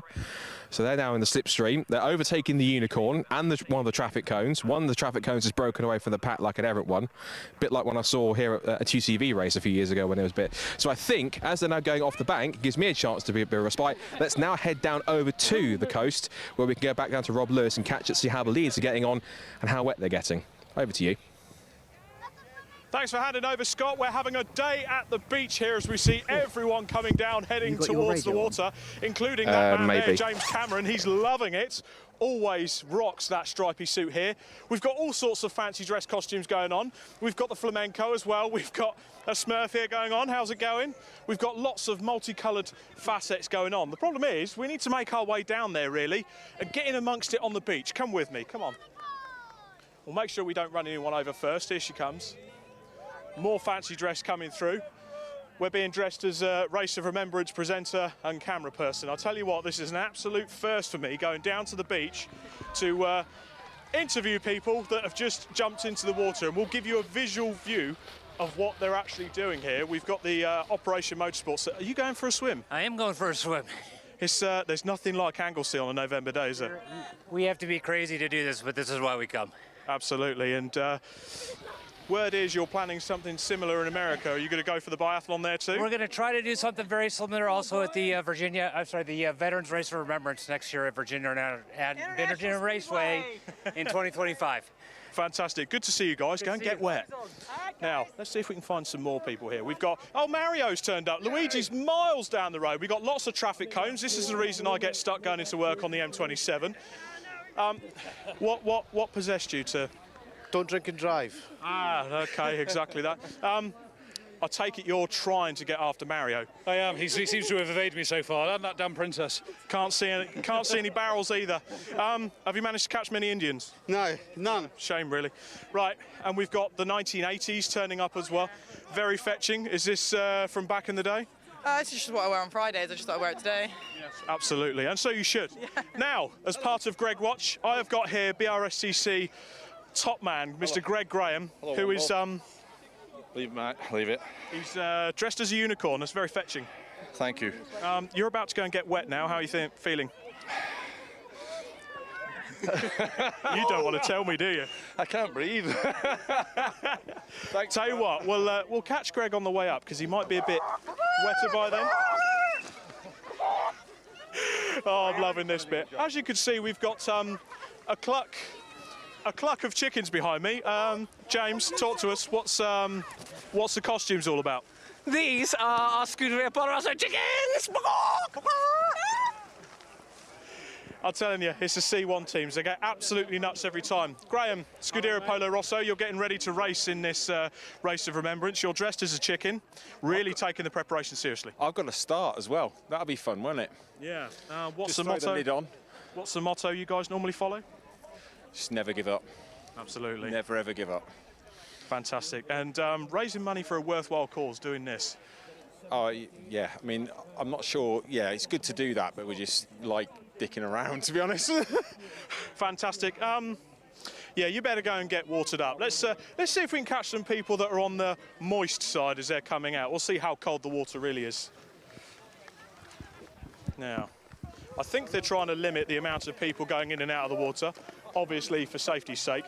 But if we pan the camera around, they've got to go in and out of that water, dunk their head down, nice and refreshing, and then get out while they're rather wet.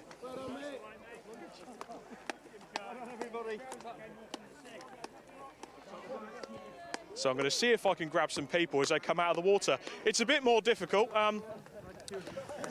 We've got, oh no, the dinosaur's deflated. What's going on there? A lot of the costumes, unfortunately, because they need to be deflated to allow them to dip their head under the water. Deadpool's decided to come out as well. Hang on, let's grab a chat with Deadpool. I didn't realise Ryan Reynolds had managed to come all the way to Anglesey at this time of year. How's the water? It's fresh. Very fresh. Especially in my Crocs. In your Crocs, can you feel any extremities? No, nothing. No. Race-wise, you looking forward to it? Maximum effort. Maximum effort for the race, definitely maximum effort. For the green GT86. Loving that, and I'm loving the costume there. I'll let you go and get warmed up. Fantastic. We've got the pink flamenco there going on as well. Can I just grab you, sir? Come on. You're the reason I get stuck in traffic. Yeah. I mean, that'll be him. He's the much slower one. How's the water? You taste it really nice. Like, I've been to the Canary Islands, and to be honest, it's pretty much the same. Yeah. I can't really tell any difference. No, and the nuclear attack submarine the Royal Navy have got out there just to keep an eye on you guys. Did it go well? Yeah, just swam round the outside of it, said hello to the little sailors who were on board, and yeah, back in. Just gave him a little salute. Yeah. Right. I'll let you go get dried off. Hang on, we've got to speak to this gentleman here. That's a very wet pair of Scotsmen. Guys, how's the water? Fine to get to about here. Oh, Jesus. Pretty cold. Really cold. Fairly cold. Colder than last year, anyway. There's nothing like Anglesey at this time of year, though, is it? No, that was bad. Aye, it's a shock to the system, that. What makes you do it every time? I know. You know, it's a good cause. A fantastic cause. Race of Remembrance coming up. Guys, how are you feeling? Feeling good. The car's been good in testing and qualifying yesterday, so long may it continue. You're in the car first, guys. You're doing Scotland proud. Go and get yourself dry. Fantastic there. Great effort from our pair there. We're on Greg watch, ladies and gentlemen. Keep an eye down the valley. Here he comes, Mr. Greg Graham with his BRSCC cap on. He looks absolutely soaked. I'm sure the likes of Charlotte and Paul and everyone in the BRSCC headquarters team will be laughing their socks off at this and feeling a bit of pride at the same time. So I'm going to wait here and see if we can grab a chat with Greg, who's got a soggy unicorn. Things I thought I'd never say on a broadcast. Let's see if we can grab a word with Greg.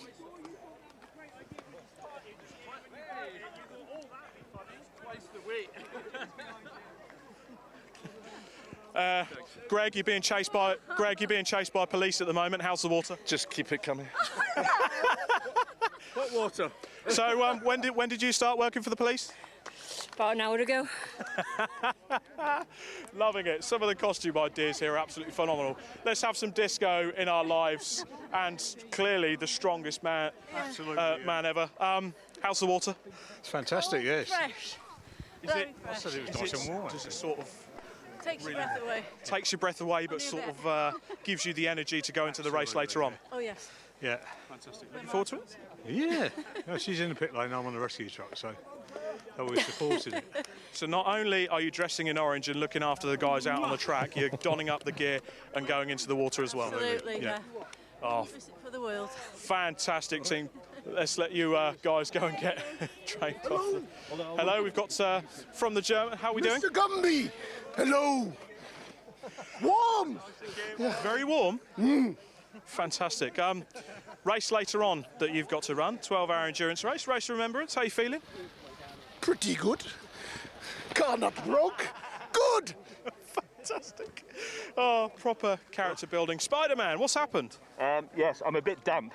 Yeah, the web didn't work then? No, and it also means I can't breathe either, which is a bit of an issue, now it's wet. But apart from that, if I asphyxiate halfway across the field, then if someone could deliver me to Cornwall, that'd be lovely. Thank you. It was a noble cause. Fantastic. Well done.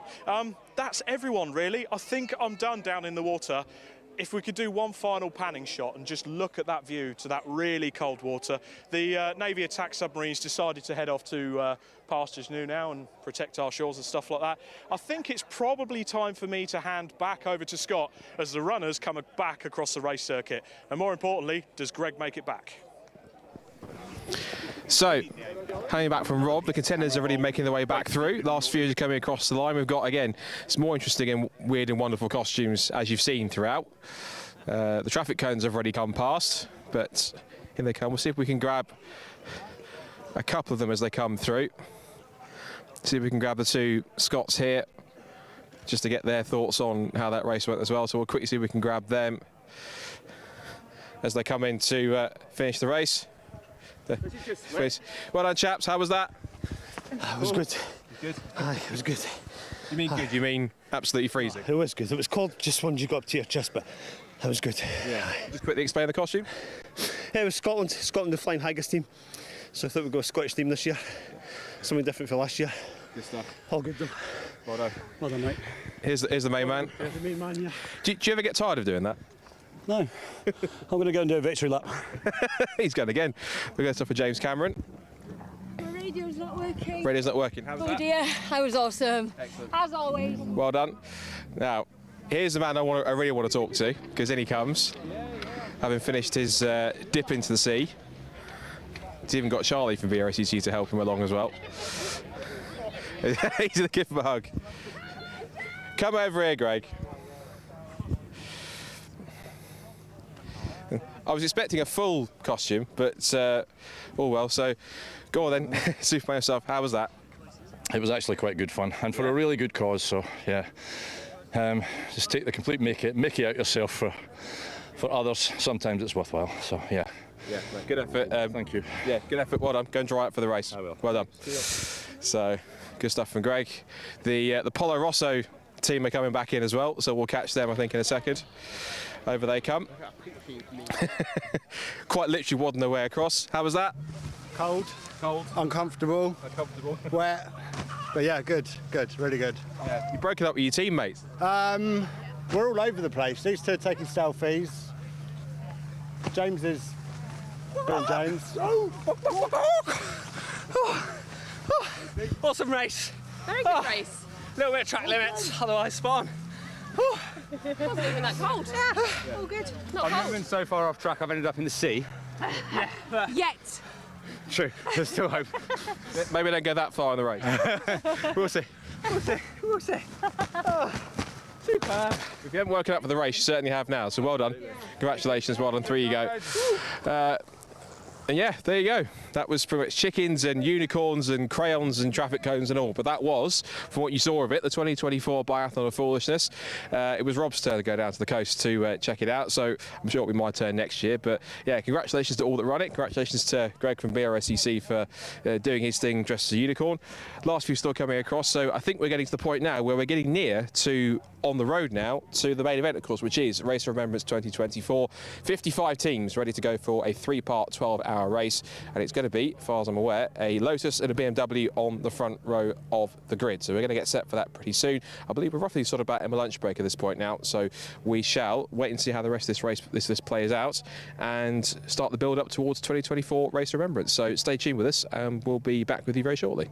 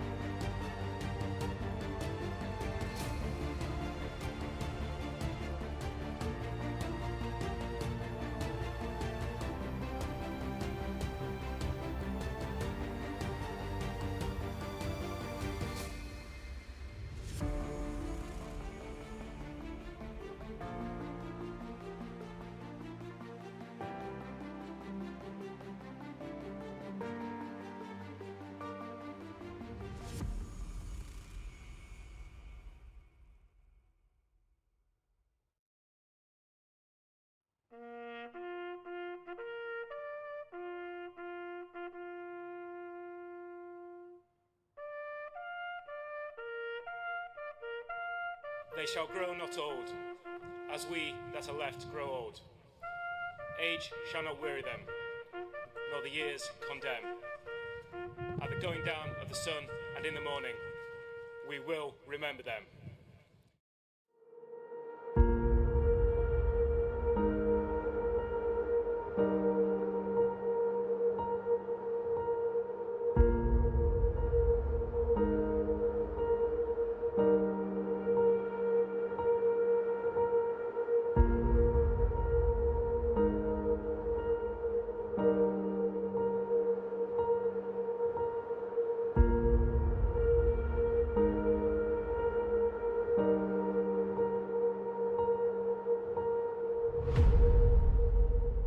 Let's go racing!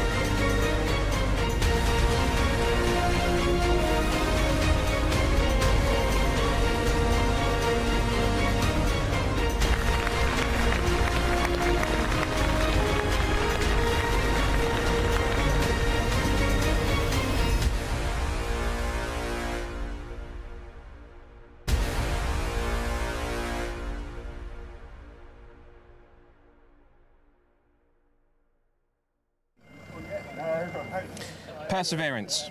The dictionary terms it as something which is you carry on in the face of adversity despite opposition and failure.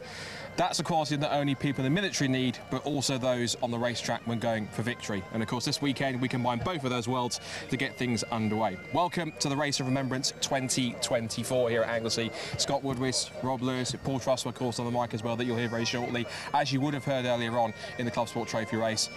This is the big moment. The grid walk is starting, the cars are forming up onto the grid. 55 teams are ready to go for a three-part 12-hour race, all centred around, of course, this Remembrance weekend. So special for so many reasons. And Rob, given that the bagpipes are coming through as well, we've got the cars lining up here, the grid walk's starting to form. It's crunch time. This is something pretty special, and it's going to kick off in about roughly half an hour's time. Albeit, we know why we're here. Race of Remembrance. We talk about the things behind it, giving back to our military, giving back to our veterans, raising brilliant amounts of money for Mission Motorsport. There's still racing drivers. There's going to be the nerves. They're about to embark on a very unique, but nevertheless, they're embarking on a 12-hour endurance race. And don't forget, last year's winners, Williams Racing, they're not here. Callum Lockie, he's not here. So it's all to play for. And more importantly, can these guys in the Elise, Rob Boston Racing, they've won it before, and they are desperate to snatch it back this year. I think it's time for us to go for a little bit of a wander, Scott, so I'll let you do the honours for the first drivers. I think it is. Let's start firstly with the pole-sitting car. That it is the Rob Boston Racing Lotus Elise, which has been prominent in a couple of Supersport races. One driver I'm going to chat to has been a recent joiner of Rob Boston Racing, Sam Heading. Good to see you, Sam Hill's Race of Remembrance. I think this is your first one, isn't it? Yeah, my first ever endurance race, yeah, so a bit of a learning curve, but yeah, looking forward to it. You're a bit of a glutton for punishment because you've had such a year this year with MX-5 Super Cup, the Audi TTs, and now you're in the Elise now for three-part 12-hour race. Something about small sports cars must ring true with you. Yeah, I do like it. Obviously, I've been doing a bit of front-wheel drive recently, so I made the switch back to rear-wheel drive. But yeah, no, it's going all right. I really like it. Really great car. Well, it's gone all right so far. I've just got to keep it on for 12 hours now, haven't we? Yeah, briefly just talk us through how practice and qualifying's gone for you. Any particular dramas, or has it been smooth as silk? No, the car's been absolutely perfect. Obviously, the first time I saw the car was yesterday, so it took about the morning just to get used to it, sort of how it feels. Obviously, it's got aero as well, so but yeah, no, we were obviously really quick.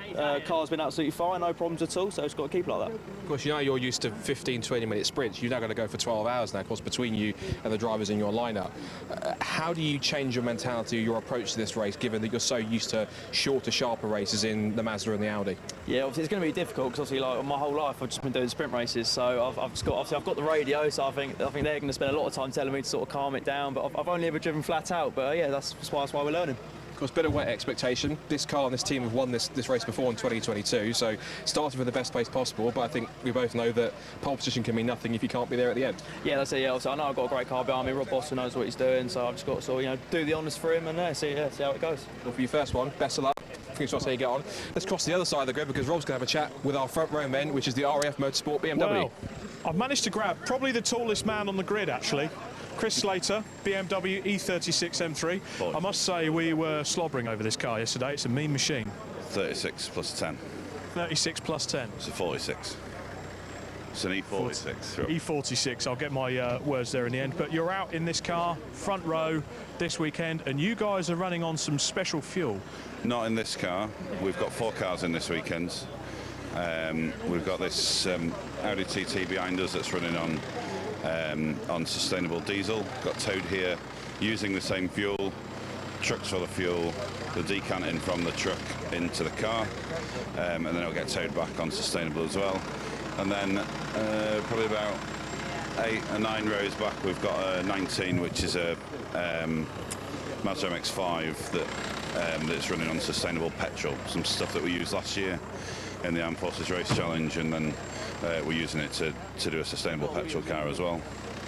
And then car 18 is a BMW 116, which we've called the RAF Motorsports Graduates team. So that's got 2 brand new drivers that have been supporting us. Spanner in, and we've put them through a sim process. Track day with the instructor. They've got their hard test, and this is their first ever race. Fantastic. And are you a bit nervous, car on the front row, going for the overall win? This is something quite new to do with this kind of car. It normally races with the BMW Championship and BMW CCI with 750, so it's normally only a 20-minute car. We'll see how good the maths are on fuel loads, but there's 3 drivers in it. 2 of them drive M3s all the time, drive them really fast. One of them doesn't drive M3s very often and doesn't really drive very fast. But it's all about keeping clean, trying to keep reliability, and just trying to get some consistency. So yeah, we'll see how we get on. Good luck to you in this race there, Chris. I'm sure we'll be talking to you throughout the weekend. And just to give you a bit of proof on this car really being a diesel. Yep. Scott, who have you got? Well, I'm going to have a chat with them at McAnulty if I can. They're in a sea of people. I'm going to quickly try and elbow my way and see if I can have a quick chat with them at McAnulty, who are 3rd on the grid in their Lotus for ES Motorsport. Who have we got here, David or Jason? Jason.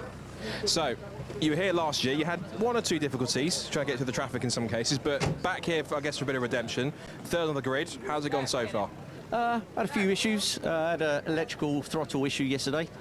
So on the data, we was 1.7 up off my pole time, so I would have been on pole. Hey, that's life in racing. But yeah, it's today. It's the day. So we love it. That's why we come back. It's a great venue. Get more track time here in the weekend. You're doing the whole season, so why not come back and do it? Finishes the season off, as we won't be starting round to Easter, I suppose.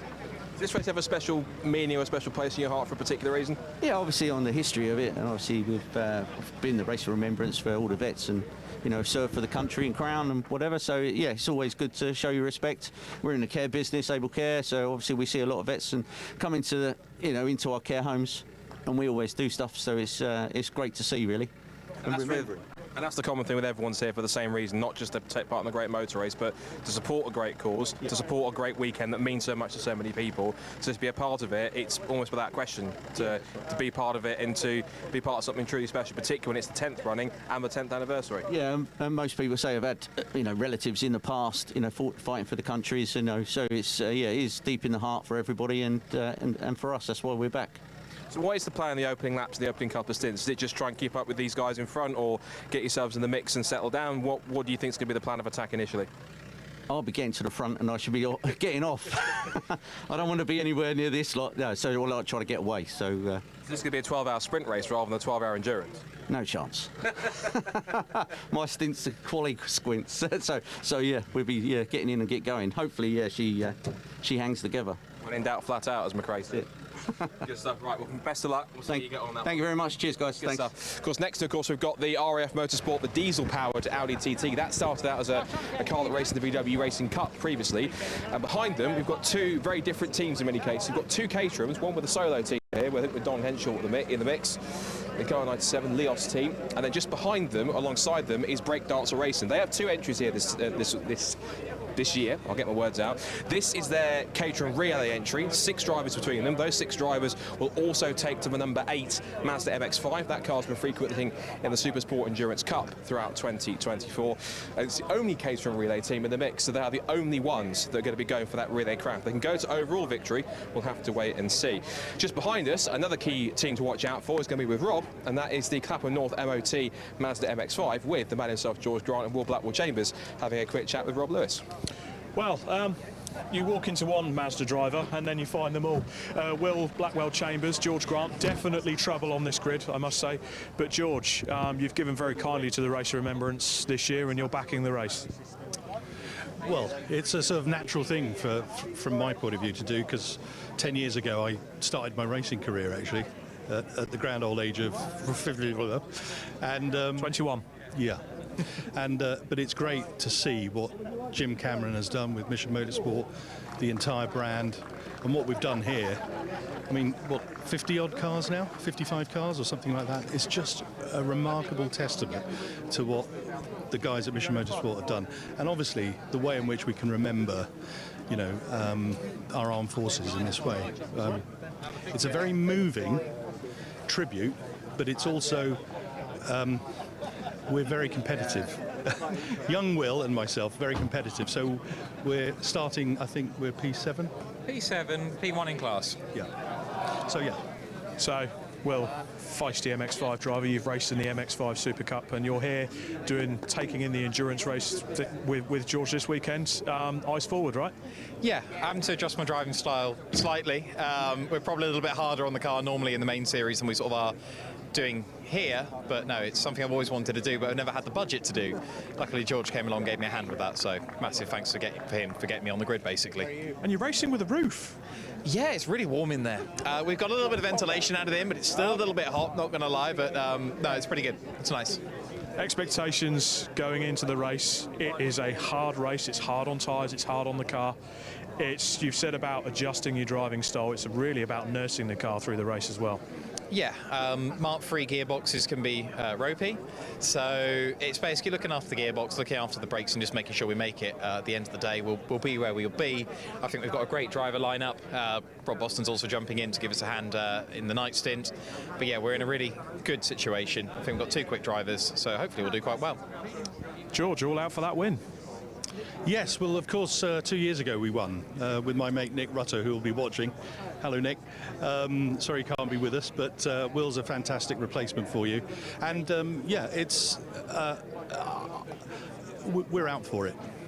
We're up for it, basically. Fighting talk, I love it. Guys, I'll let you get suited up and ready to go, but thank you very much. Clapham North supporting the Race of Remembrance this year. Great work with George Grant. More MX-5s here. We've got the EBC Brakes Racing backed car number 91. We've got the RAF Motorsport E36 BMW. Scott, that's not as fat and cool as the E46 up at the front, but you can't beat an old BMW because it's got car number 48 right alongside it, another beautiful E46. Yeah, I can't disagree. We're very much in Class C territory at the moment if you look down here, because we've gone past a pair of BMWs to another quartet of Mazda MX-5. This is Tequila Racing. Good to see them back in a brand new livery. Alongside them is TSW Auto Test. They're regulars in the MX-5 Championship. Good to see their squad in the mix. They've got likes of Ollie Graham and Seb Fisher in there too. Next up, we've got a very familiar car to those who know Race of Remembrance. This is the 101 car, which I think was been racing all the way since back to the very first one back in 2014. So good to see this car still going strong all this time. That's a testament to Race of Remembrance and Mission Motorsport ever since. And then we talked about Breakdancer Racing. right next to them is their Mazda MX-5 that they've been running in Supersport Endurance Cup all season. This is their 6-driver car. We'll have a chat with one of their drivers down the mix. Which of the breakdancer 6-pack have we got here? I'm Wes Payne. Wes Payne. So this is slightly different to Supersport Endurance. It's 6 times longer, but how you prepared for it? We've prepared for it by changing the engine. Right. And since it hasn't run right, so we're going to see how it goes. I'm glad I'm going first because we don't know how long the car's going to last, to be honest. You said that rather nervously. You got a bit of a different approach this year because, of course, you've not just got this car you're racing, you're in one of the relay caterhams as well. How does your approach come to that knowing you've got to handle 2 different cars? You're familiar, of course, I know you from catering racing when you first started, but now you're, of course, in a different car on the MX-5. When you've got that different responsibility where you've got a car that all 6 drivers are sharing and another car which you're only sharing one other driver, how do you go through the motions with that in terms of how you prepare in that sense for having to switch from one car to the other? There's a lot of responsibility to make sure you don't screw it up for your teammates, but at the end of the day, you always want to finish the race. So whether you've got 6 teammates, 5 teammates, or just yourself, it's the same mentality for me. Who are you seeing as main competition? Looks like you're in front of some of the other cars in class, so who are you looking as the ones to try and beat and keep ahead of? I mean, we're in a sort of Mazda sandwich at the moment. There's 2 Mazdas in front of us and 2 Mazdas behind, so the first few laps should be fun. Yeah. And in terms of strategy for the first few laps, is it just keep your nose clean, you're going to attack a little bit, or just have you got a game plan that you've planned out beforehand, or just fly by the seat of your pants to see what happens? The game plan is to survive the first couple of laps, and then it's a long race, so we'll see how it goes. I think the phrase goes, if you're not there on the last lap, all the others count for nothing, so if you can make it through lap 1, you should be fine. Absolutely, you can't win it on the first lap, but you can lose it. Definitely. Well, listen, best luck to all of you guys. Fingers crossed it goes well, and hopefully we'll speak to you throughout the race. A little further back, couple more MX-5s in the mix. Actually, one car I think that Rob is going to have a chat to, very importantly, is our friends from North America, Operation Motorsports. Their Team US car is here. Rob, I'll let you dive in and have a chat. I'm going to dive in here and chat to some drivers from across the pond. Mike Stillwagon, welcome back to Anglesey. It's not as wet as it is last year. There is a rain due to come. We won't talk about that bit. Welcome back to Anglesey. You are back in the GT86 prepared by Rogue Motorsport with Operation Motorsport. How's it feel being back? It feels great. I look forward to this event every year. It's the 3rd consecutive year I'm doing it, and I've enjoyed it every year. It just keeps getting better and better. The turnout, the fans, there's no parking out there available. It's insane. I can't believe over the years how much it's evolved and has created such a huge fan base for such a great purpose, But I truly love coming here. Now, we've heard rumours, and that was confirmed by the team at Operation Motorsport. There's something going on in the US next year. Yes, there is. We're bringing this event to the United States at a track called Virginia International Raceway, and we're going to follow the same format and bring the awareness there as well, and help support our veterans. Yeah. Quite literally spread the support around the world. Now I want to talk to the racing driver in you. You're going to be a gritty competitor. You were last year. These GT86s are great fun out on track, but are they fast? All right, so it's not a momentum car per se like a Miata is, but they got some pep and they scoot pretty good. So it's a well-balanced car. You can ask it to understeer, you can ask it to oversteer, you can ask it to rotate. So it's for a true driver, it's got everything. Good balance, and it's a lot of fun. And there's a few signatures going on in the background here on the race too. Explain what's going on here. Okay, so we have Hunter Reeve, one of our beneficiary drivers. He is that's one of his suits that he used this season back in the States, and we're all signing that, and it's going to be auctioned off for charity at the U.S. event next November.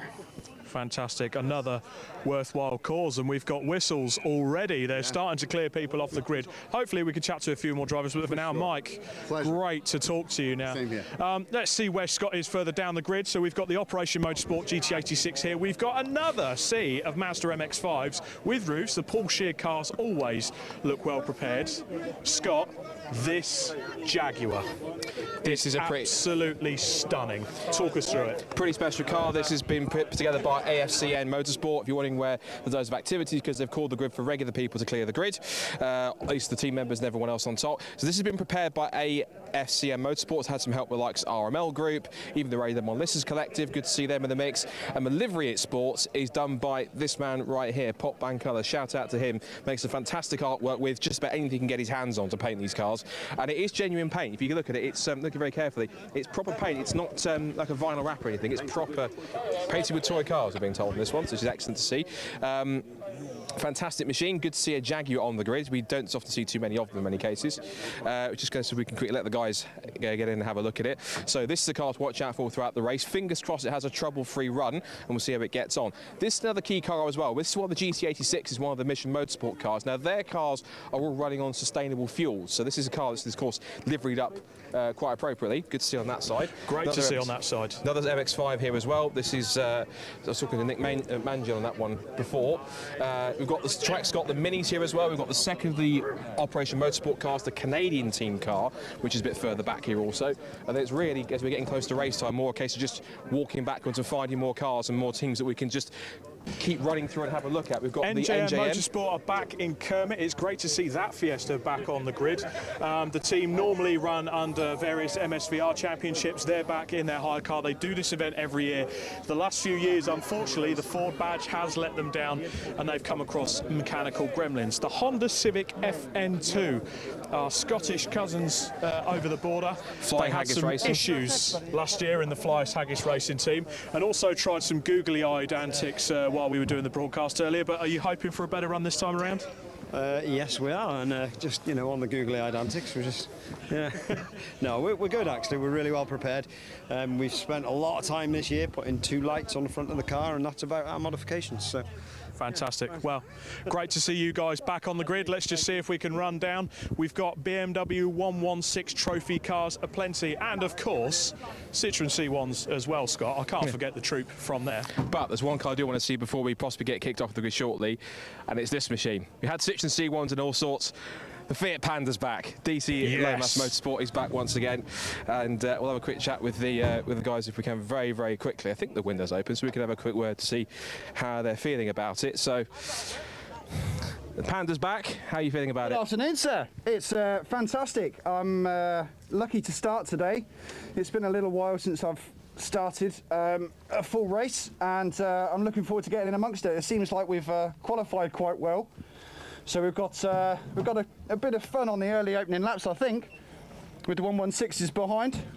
I think your strategy was to bamboozle people thinking why there's a Fiat Panda on the circuit, and you said you did that last year. I must say, it's quite funny watching people say, was that a Fiat Panda? Yes, yes it was. Yes it was.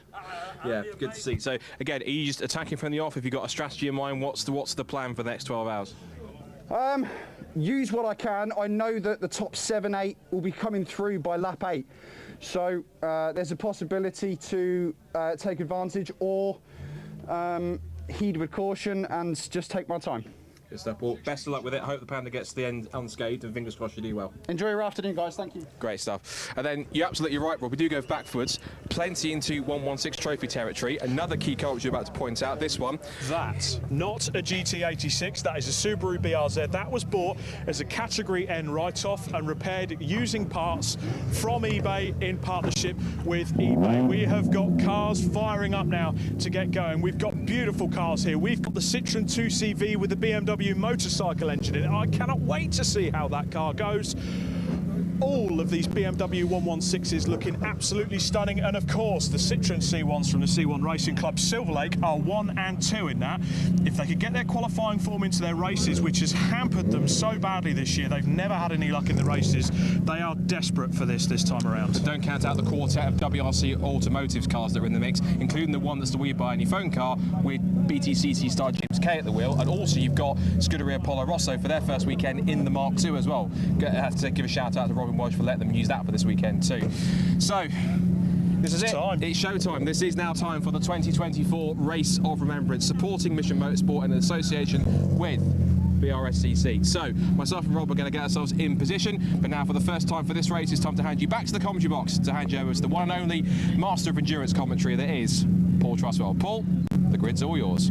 Thank you very much, Scott and Rob. And just to give you some idea, if you were watching there as Scott and Rob seemed to go down the entire grid, they probably got 2/3 of the way, and then as I say, the marshals wanted them off the grid because they need to get the race underway in less than 10 minutes now, and will include a lap behind the safety car. It will, of course, be a rolling start for the Race of Remembrance, with 55 cars lined up on the grid looking to the very back there. I think all 55 of them are in position. Yeah, I think there are no gaps, so we've done very well indeed. A 5-minute board is shown at the start to signify 5 minutes to go before the final pace lap.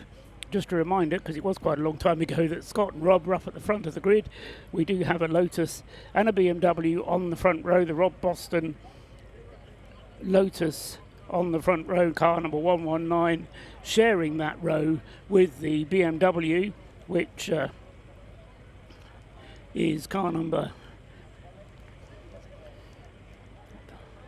27, which will be started by Paul Cook in the Rob Boston car, number 119. We've got Sam Heading, we heard from him. Paul Cook, as I say, will be starting in the BMW alongside, and then immediately behind is the 117 Lotus Elise, which will be in the hands of Jason McInulty on the inside of the second row of the grid there.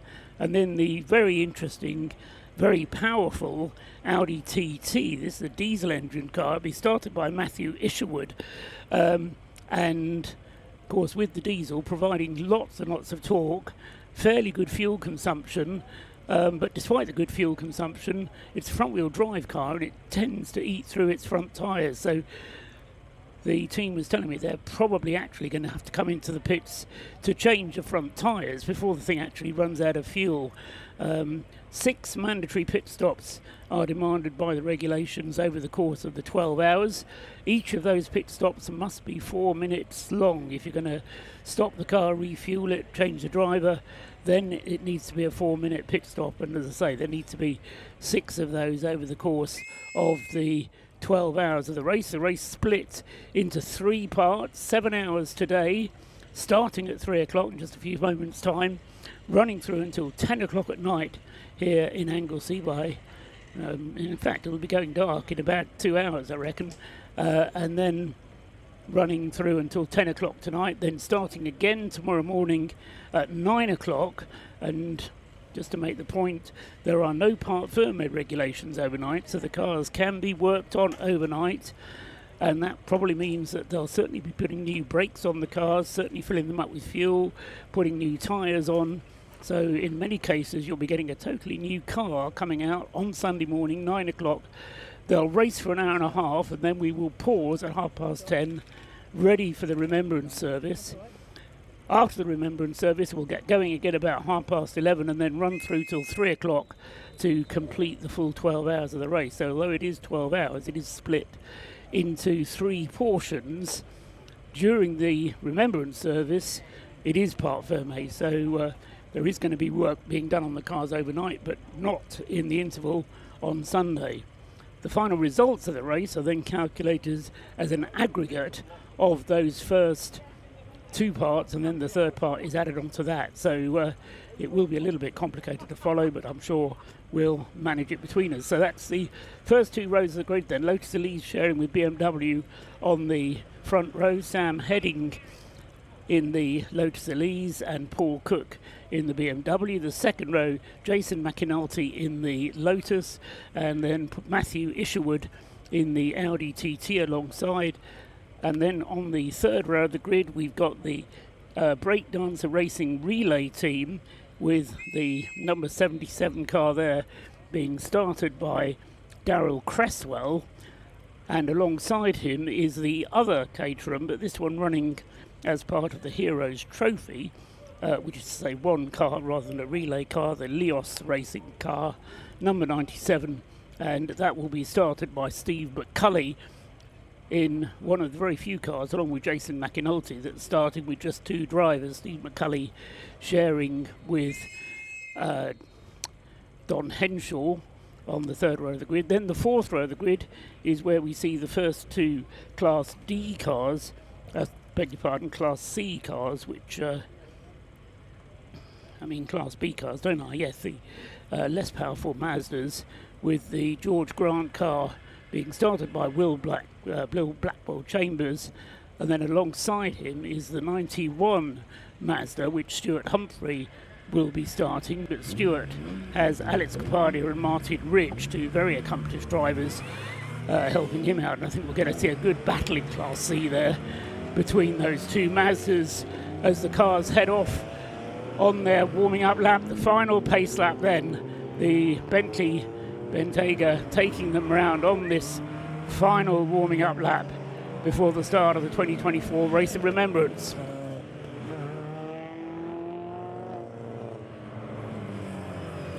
Making a great sight there as they come around then behind the Bentley. Rest of getting